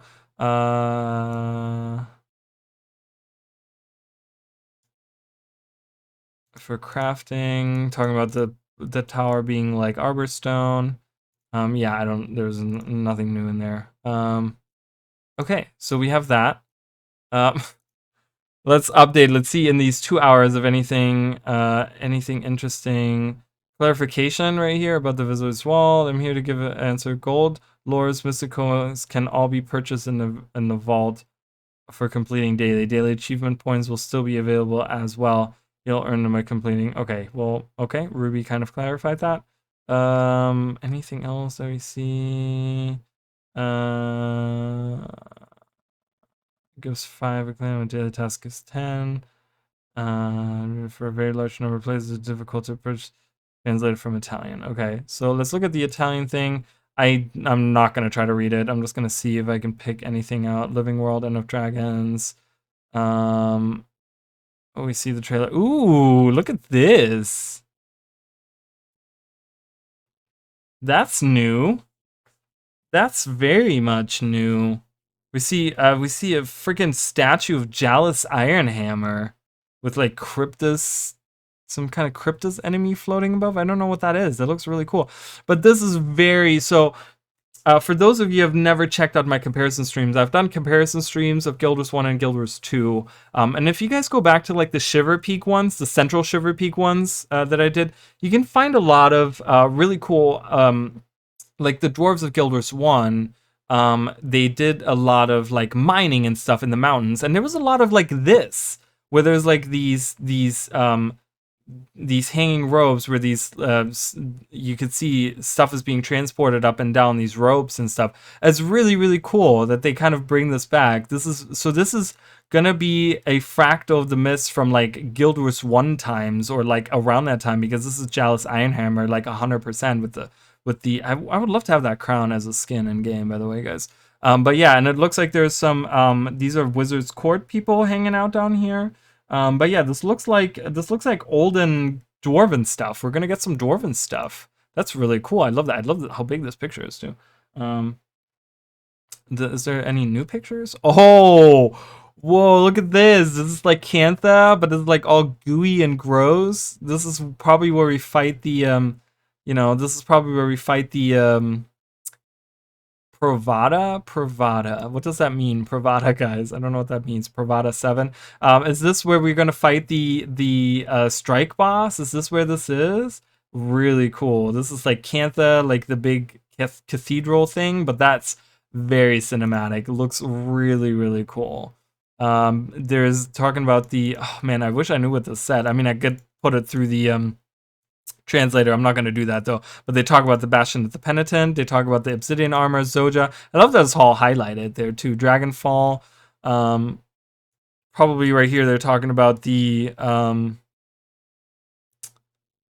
probably about the Rift. It says Rift right there. I was thinking this was like the reward thing, but I guess not. I don't know. Oh my god, guys, there it is. There it is. This is the side. This is the other side of the tower. Oh my god, I can't even. It's almost 3 hours that I've been doing this.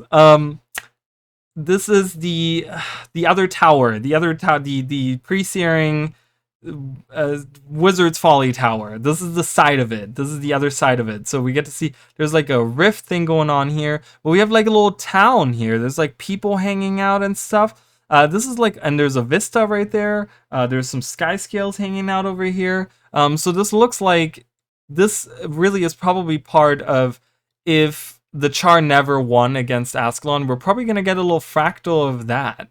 I'm really like, is that really all? I mean, these are reused assets, but the lore implications and the stories that we're getting are new. Like, this is all new stuff, guys. We've kind of seen this tower hang off the side there.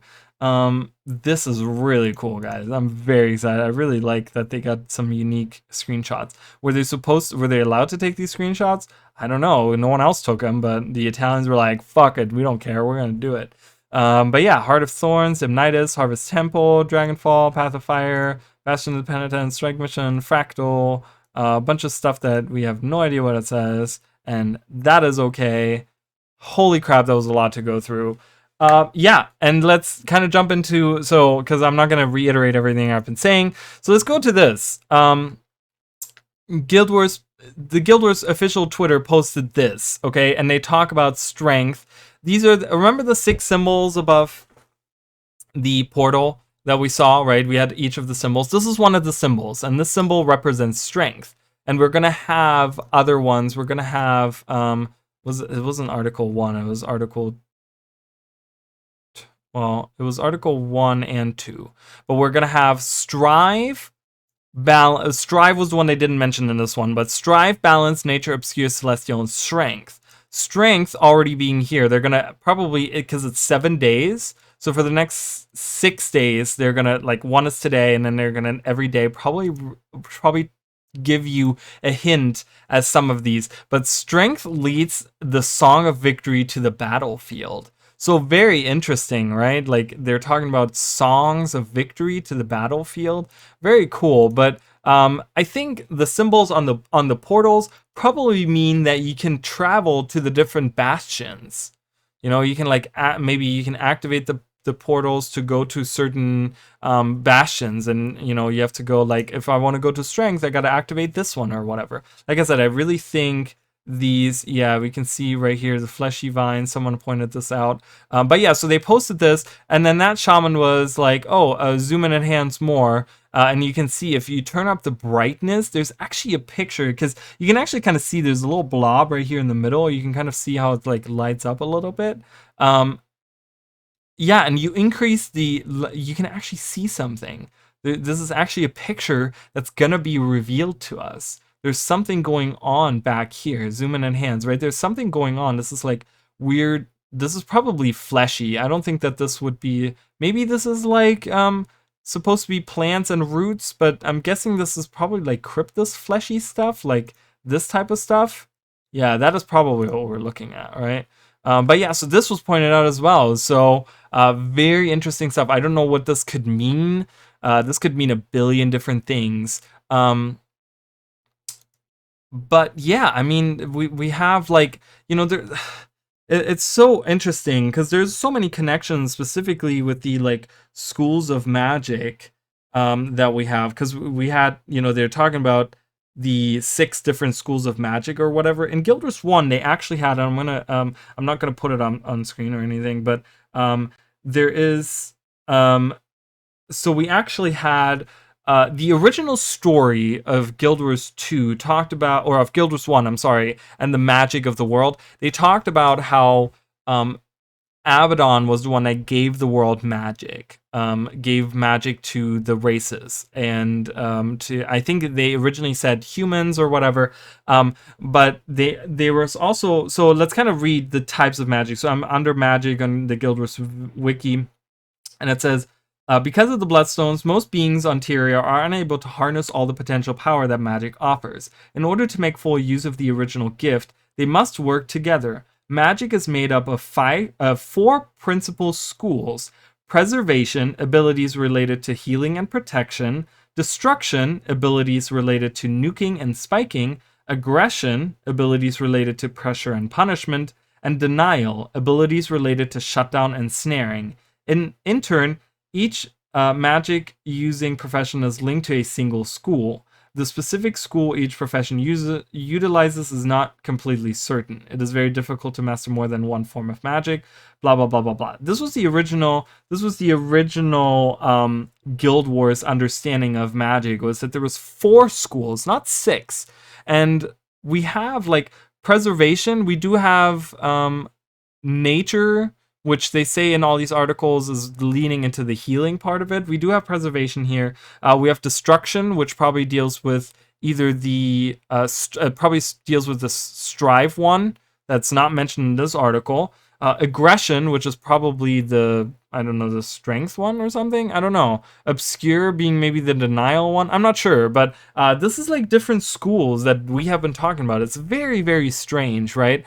But the symbols above the door each are dealing with the different schools of magic, and we have a bastion for each magic, which means that every bastion in Amnitas will probably have interesting things related to strength and nature and balance and strive and like celestials, and there probably is a lot of really cool, interesting information.